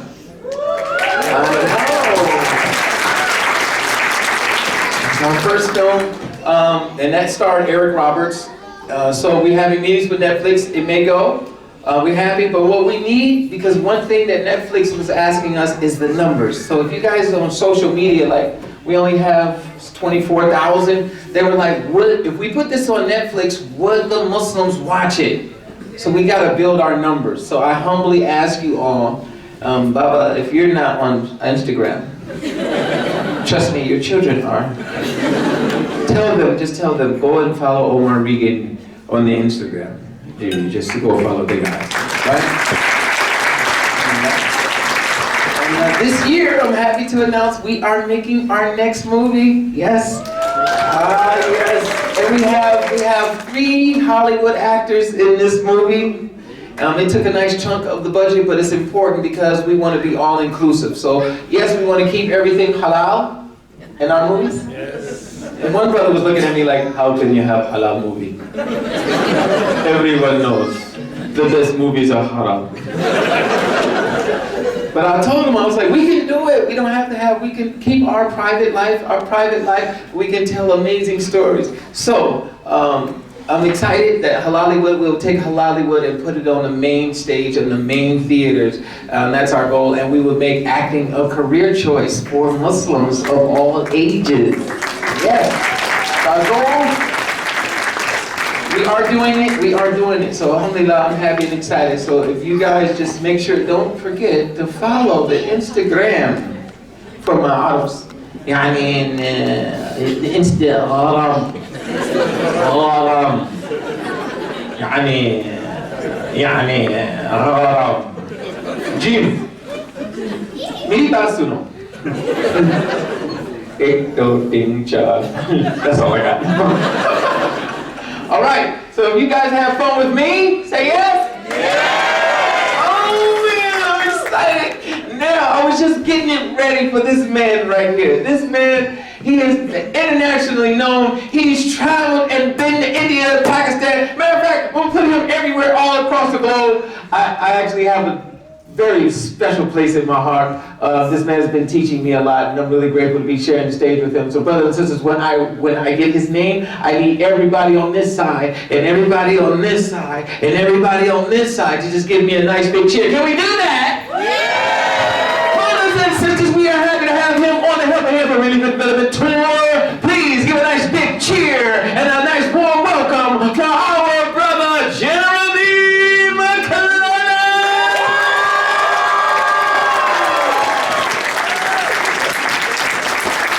That's great. Keep it going, Omar Reed, guys. I said, keep it going, Omar. That was so good. Man, so great. How y'all doing tonight? Yeah, this is great. This is great. Thank y'all. Thank y'all very much for coming. We're on this 16-city tour for Pakistan, and I have a weird relationship with Pakistan. It's hard. People keep asking me to explain it, and I don't know if I can. It's like there's a long story behind it, but basically, you know, I knew Pakistanis my whole life, and like several years ago, I started doing comedy, and I started talking about my experiences, and it went viral, and I got a comment on one of my statuses, I remember, and it said, Jeremy, you're my favorite Gora. And I was like, I don't know what that means, I hope that's good. I hope that's a good thing, and so I put it into Google Translate, and it said it meant horse. And I was like, is that good in Pakistan to be a horse? I have no idea. right? And I was really trying to figure it out. I was like, you know what? That makes sense because, like, in India, it's the cow that's the sacred animal. So in Pakistan, it must be the horse that's the sacred animal, and I'm their favorite one. I'm like, you know what? Thank you. I'm fast, I'm powerful, I'm a very good Gora. Thank you guys. This is great. This is great. I went to Pakistan a year ago. I had a lot of fun. I'm going back in a few months.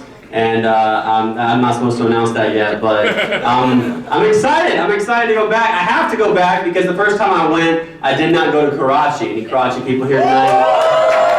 I did not go to Karachi, so I have to go back to go. And I remember when I announced I was going like a year ago to Pakistan, I said I was going to Pakistan. Pakistan went crazy, and then I was like, oh, and by the way, I can't go to Karachi. And then all the people from Karachi were like, they don't have real biryani in Lahore, they have palau, and they lie. They lie, they say it's biryani, and they say that's lamb in there, but that's not lamb, that's donkey meat. It's biryani. I was like, this is weird, guys. I don't even know what's going on. I don't know what's going on, man. That was a very nice introduction. Thank you, Omar. That's beautiful, man. Thank you. I don't always get good introductions. I got a bad introduction a month ago. I was doing a show very much like this one, and the guy introducing me was just a Pakistani uncle who had no idea who I was. I think he Googled me 5 minutes beforehand, you know, and didn't know who I was. And so he's introducing me, and he just gets excited to be up there. He's like, please welcome to stage, stand-up comedy, and recent convert to Islam, Jiminy McMillan. And the crowd goes wild. Everybody is cheering. There's like aunties crying in the corner. And like, I've been looking drugs for so long. To stitch out. This is beautiful. Thank you, Jeremy, for finally converting. And then I had to get on stage and tell everyone the bad news. That I was not famous Muslim comedian Jiminy McMillan. I was Catholic comedian Jeremy McClellan, and the crowd turned on me. They were angry for the rest of the night because I had left Islam. I was Muslim for 5 seconds, and then I deserted the faith, and they were very upset with me. Believe it or not, that is not the worst show I've ever done. The worst show I ever did was like 3 or 4 years ago. This is a time when I started doing comedy. I knew a lot about Islam, and I knew a lot about Pakistan, but Islam and Pakistan did not know about me. All right, I was very unknown. I had just started out, and I had 2 fans in California. It was these Pakistani Muslim fans, and they wanted me to fly out to California and perform at their Pakistani wedding. And I was like, you know what? I have a lot of material about this, but no one knows me. But you know what? I'm nervous, but I'm gonna go. And so they sent me information about the 2 of them, Omar and Zainab, and instructions on like how to get to the event.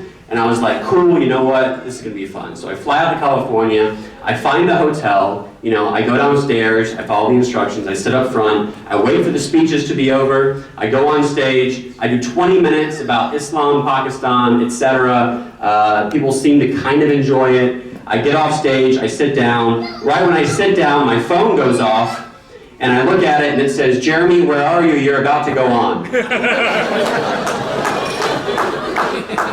And I realized that I just performed at the wrong Pakistani wedding.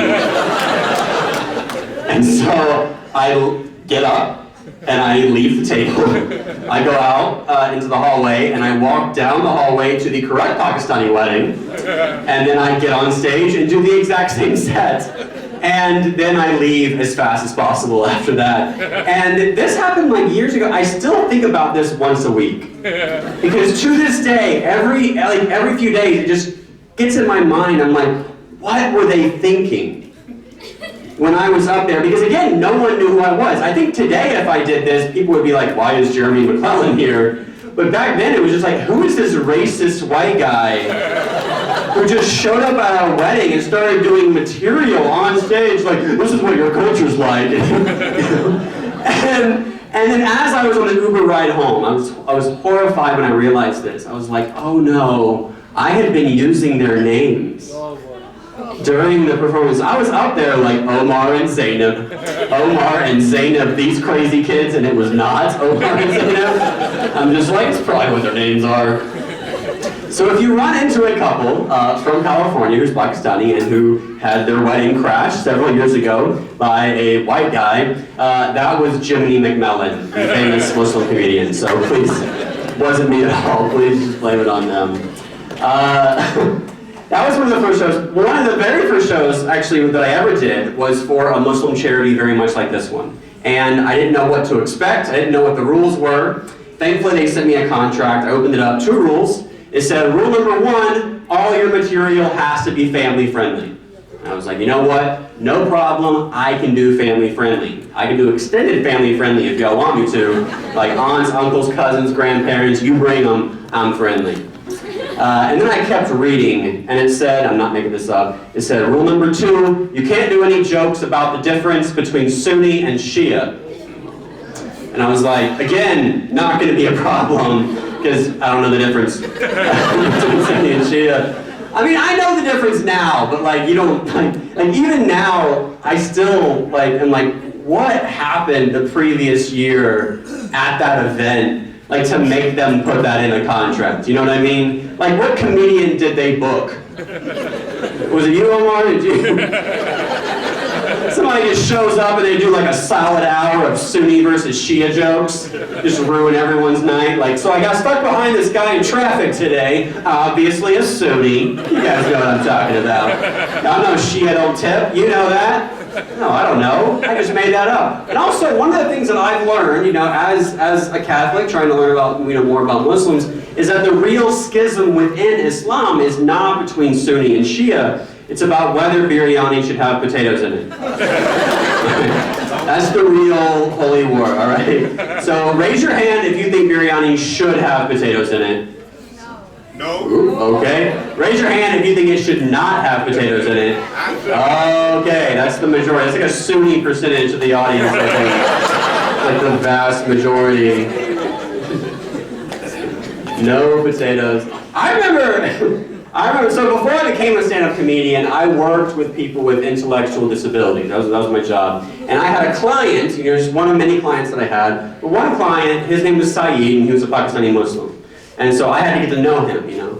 And it was my job, it was a weird job that I had, because it was my job as his Christian caregiver to help him be a good Muslim. Which is a weird relationship to have, you know, which meant I had to learn about Islam. And I got to admit, as his caregiver, I was a very strict Muslim. Right, like my phone would go off and I'd be like, it's time to pray. It's time to pray. No excuses. No excuses at all. It's time to pray. No, I'm not going to pray, but you got to pray. You got to pray. Or we would be out like at a restaurant for dinner, you know, and he'd be trying to order bacon or pork, and I'd be like, no, you can't have that. He's like, why not? I'm like, because Allah forbids it. And then the waitress would come and I'd be like, I'm going to have some bacon. I'm going to have his bacon. And it got real awkward during Ramadan, right? Ramadan's coming up soon. And it got real awkward because we would be out in public, you know? And he'd be asking me, like, can I have some water? I'd be like, no, you can't have any water. He's like, can I have some food? I'd be like, no, you can't have any water or food. And people would overhear me. And they'd be like, why aren't you giving that boy any food or water? I'm like, because he's Muslim.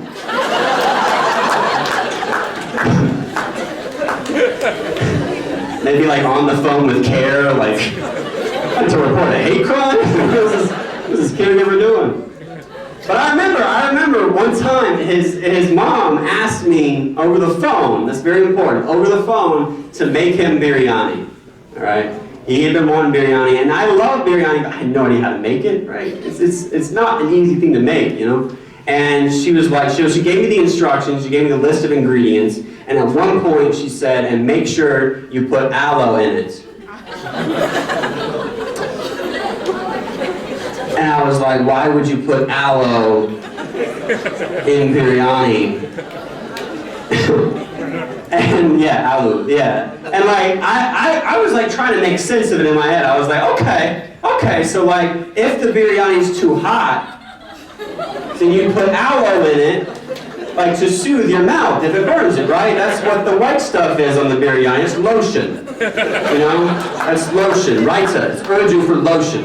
And so I made him biryani. I went to the store, I got the ingredients, including aloe. I mixed it in with the biryani, and I gave it to him, and he ate it, and he was like, Jeremy, this is disgusting. And I was like, what do you mean? He's like, there's no aloe in it. And I was like, no what?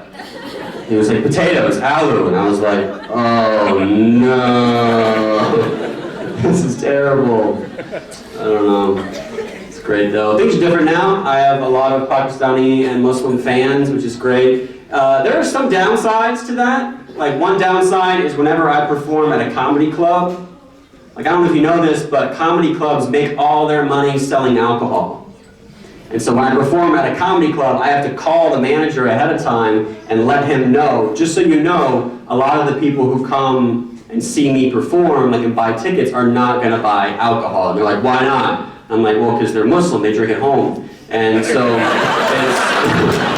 it's not, they're very devout. Like they're not going to buy it at the club. They're going to do it beforehand.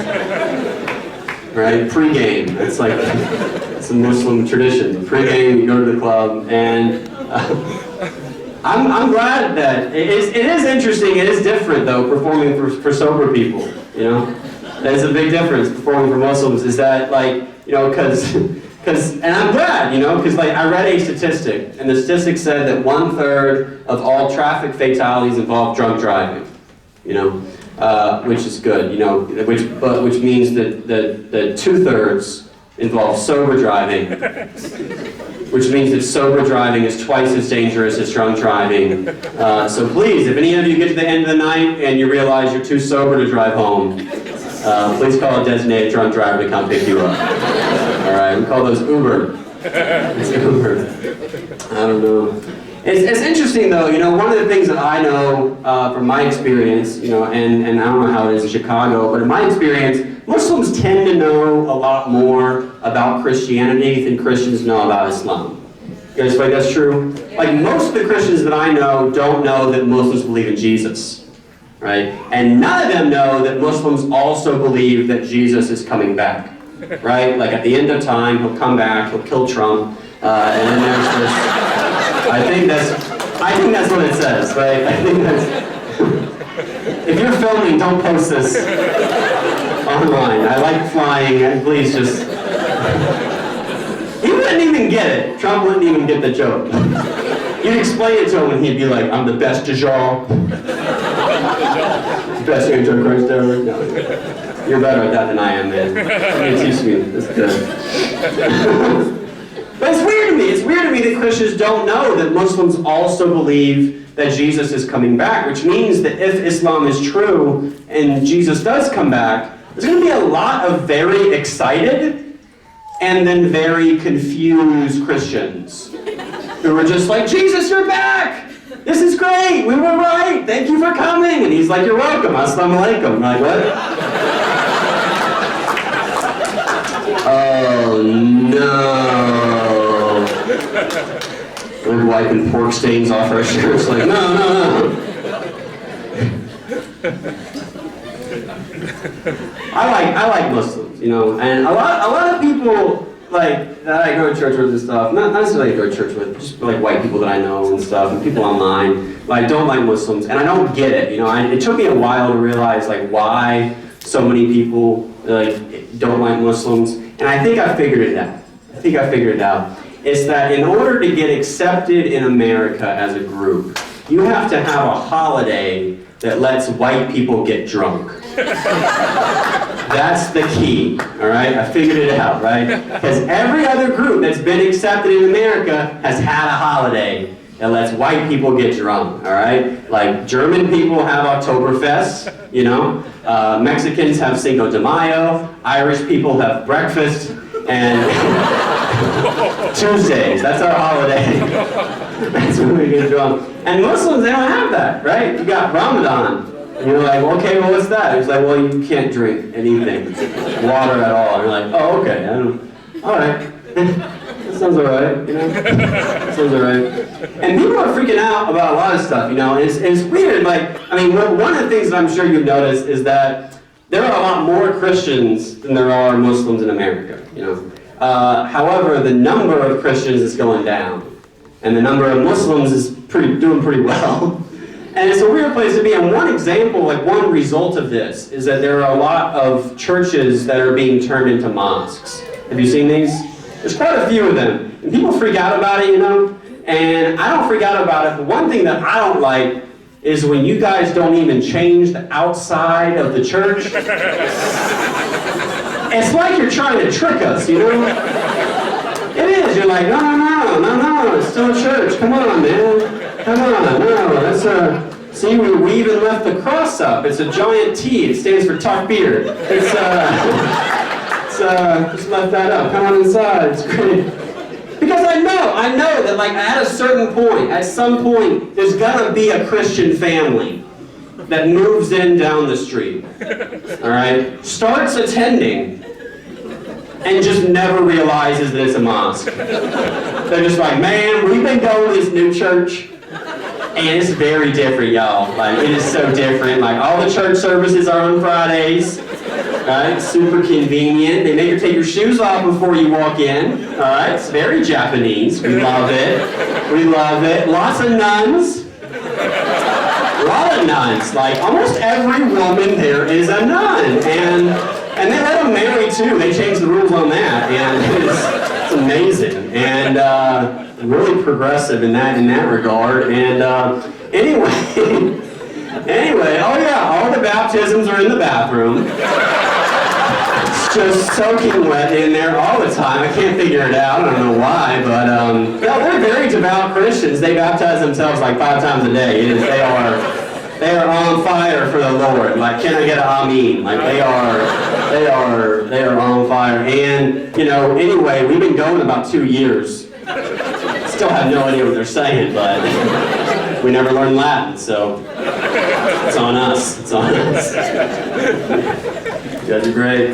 I don't know Latin. I guess that makes me a bad Catholic. I am trying to learn Urdu. I'm trying to learn Urdu. And I need to learn more before I go back to Pakistan. And because the last time I went, I didn't know any. I didn't know any Urdu. And I was like, you know what? I'll probably be okay. You know, and so like then like a week before I left, I was like, oh no, I gotta learn some. And so I asked my friends to teach me some, and I was like, okay, well, like when you go to Pakistan and you say hello to people, well, first of all, I went in August. The same time I'm going this year, and people were like, you're an idiot. You should not go to Pakistan in August. And it was because it was really hot, right? It was so hot there. And I get there, and everyone there is complaining about being hot. So they're saying, Germi. And I have no idea what they're saying. Like, I'm next to this guy in like a narcolepsy market, and he's complaining. He's like, "Oh, so that was Jeremy," and I was like, "It's actually Jeremy." Just so you know, it's actually Jeremy. I know you recognize me and everything. I recognize you and everything, but it's actually Jeremy. And he was like, "No, Jeremy," and I was like, "No, Jeremy. It's Jeremy."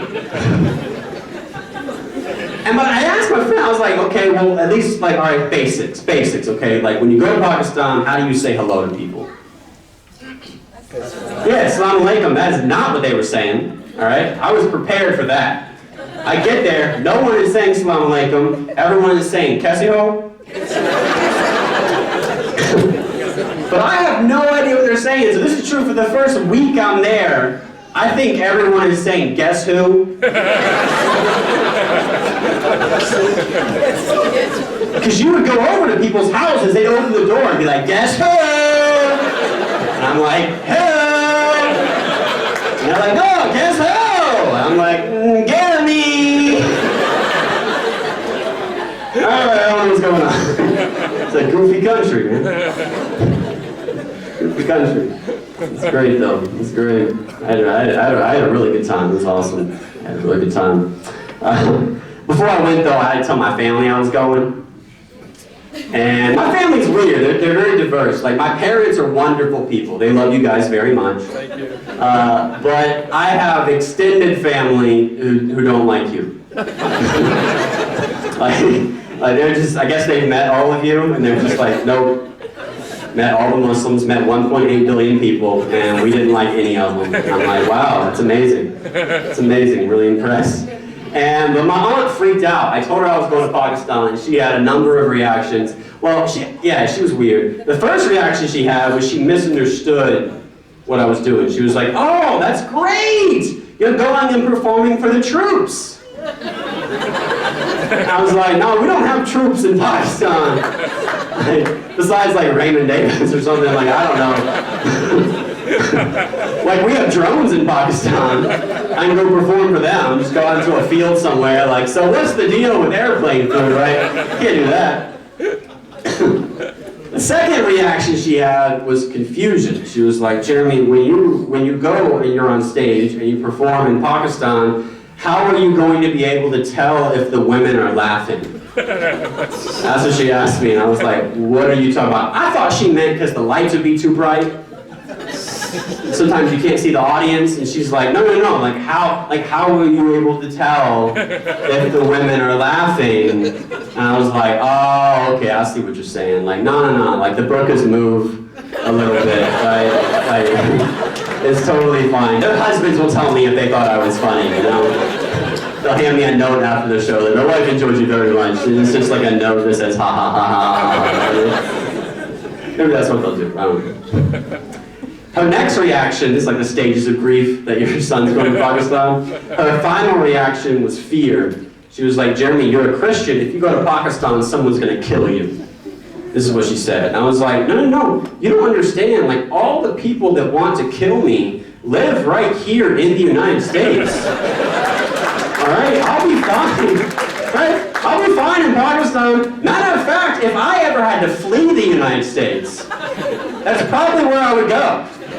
Right? I'd flee the United States, I would go to Pakistan, I'd go to a city called Abbottabad, because apparently you can hide there for years and years and years and years, and no one ever knows you're there. That was a Bin Laden joke, those of you who don't know. I made a mistake, though. I told that joke in Islamabad.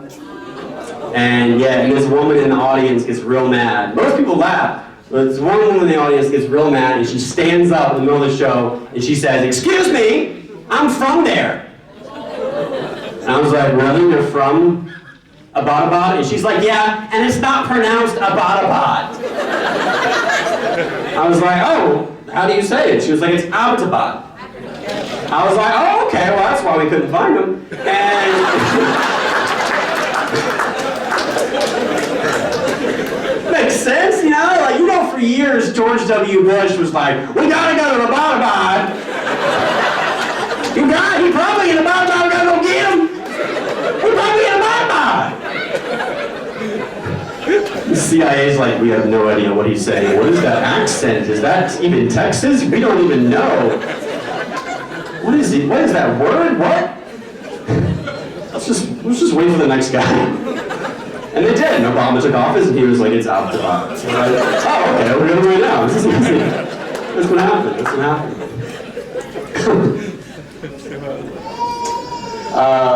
I have good news, though. As I'm sure you know, 10 months ago, my wife and I had a beautiful baby girl, guys. She's awesome. Yep. She's great. Her name is Jewel. She'll change it later when she converts to Islam, but for now her name is Jewel. Jew for short, you know. Only when we're mad at her. And no, she's awesome. She's the best baby in the world. I'm sure you've seen like pictures of her on social media and stuff, and she's just so adorable. And one thing I love that she is loved by people who love me. You know, there's lots of people who love her all over the world. And one thing I haven't gotten used to are the rishtas.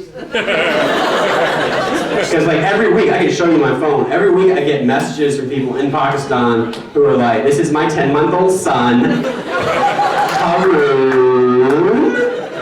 And anyway, he was born the same day as Jewel. Funny. Anyway, so what do you say? Haha. And I'm like, I don't know, what does he do for a living? What kind of income does he have? Like, you can't just say he was born the same day. That's not enough. That's not enough. And so once a week, my wife and I go through these. We're like just swiping left on these babies. We're like, gross, what? No, swipe left, swipe left. Is that an Indian baby? No, swipe left. Just kidding. Swipe left, swipe left. Oh, he's cute. Yeah, let's save that one for later. Yeah, a nice little stack of them. One thing I like about names, like, is there anyone here who converted to Islam from something else? Too? Okay. I won't hold against you, it's alright. But one thing I've noticed about people who converted to Islam is that you can tell when they converted to Islam by the names of their children. You ever notice that? Because I'll meet like white converts and they're like, these are my kids, John, James, Muhammad, and I'm like, so like right here? Was it right here about where it happened? And they're like, how'd you know? How'd you know? And just 2 weeks ago, we were in Portland, all right? We went to this show in Portland, and there was a white Muslim sitting right up front, and he had his 2 little like Aryan kids with him. Like, they were like white pride like kids. They were like blonde, blue-eyed, like master race kids. And, just kidding. But they were super white is what I'm saying, right? Super white. And I'm like, and he glared at me when I made that joke. And I was like, what are your kids' names? And he was like, Ralph and Iman. I was like, that's right. I'm right. With Catholics, it's different. With Catholics, you can tell by the age of the children when they converted. Because they'll be like, these are my kids. They're 15, 10, 5, 4, 3, 2, 1. Just gave birth last night, and she's pregnant, guys. Awesome. My wife and I have started to worry, though, that our baby might be Muslim. And not in the way that you guys are like, every baby's Muslim. Which is very aggressive, by the way. When you say that to non-Muslim, that's very aggressive. Like, this is my baby, she's Muslim, you just don't know yet. Fitra, it's called Fitra. You don't even know. You don't even know she's baby. She's already a Muslim. Already a Muslim. I'm like, alright, chill out. And we started to worry though. And there's some signs. Number 1, she was late. Alright, so it's like 2 weeks past her due date. We're like, this baby's on Muslim time. This is not right. Like, she'll come, inshallah. And so, number 2, when she was born, it was the first day of Ramadan. Alright, first day of, you know what that means, right? A lot of messages on that day. And she eats at really weird times of the day, so it's like 1 a.m. and she wants dinner. I'm like, this is not white scheduling at all. Like, for us it's 6, noon and 6, that's it, guys. Like, this is not, I don't know. I have these Muslim friends, they're like, you want to have lunch at 3 p.m.? Like, what are you even doing? What is this? It's anarchy. But the main reason, I'll leave you guys with this, it's been a lot of fun tonight. The main reason we think she might be Muslim, our baby, is that we've been reading to her every night. Right? She loves being read to, loves books. One book in particular, all right? She loves the book Good Night Moon. You guys have heard of this book? It's a very famous book. Every baby has it. The problem is, whenever we read it to her, she starts arguing with us about whether she saw the moon. And it's just this huge debate, like, every night. I'm like, no, it's right there. She's like, I can't see it. It doesn't count if I can't see it. I'm like, no. Good night. It's in the window, like, right there. Right there. The schedule says that it's right there in the window. We don't go by the schedule. We go by whether we can see it with our eyes, like our ancestors. I'm like, no. Okay. Isna says the moon is right there. You don't go by Isna. They can't tell us everything. I'm like, all right. Seriously, it's cloudy. I can't.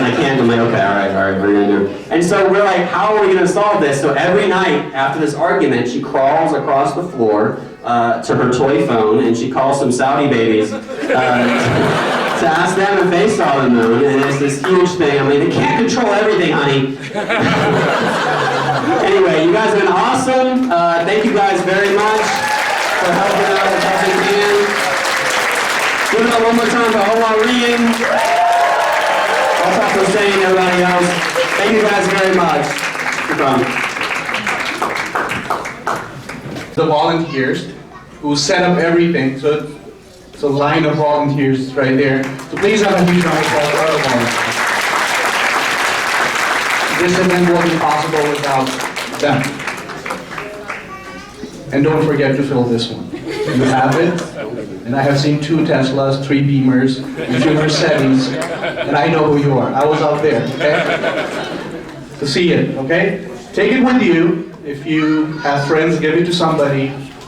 Take a picture, send it to someone, share the link on your social media, whatever you want to do.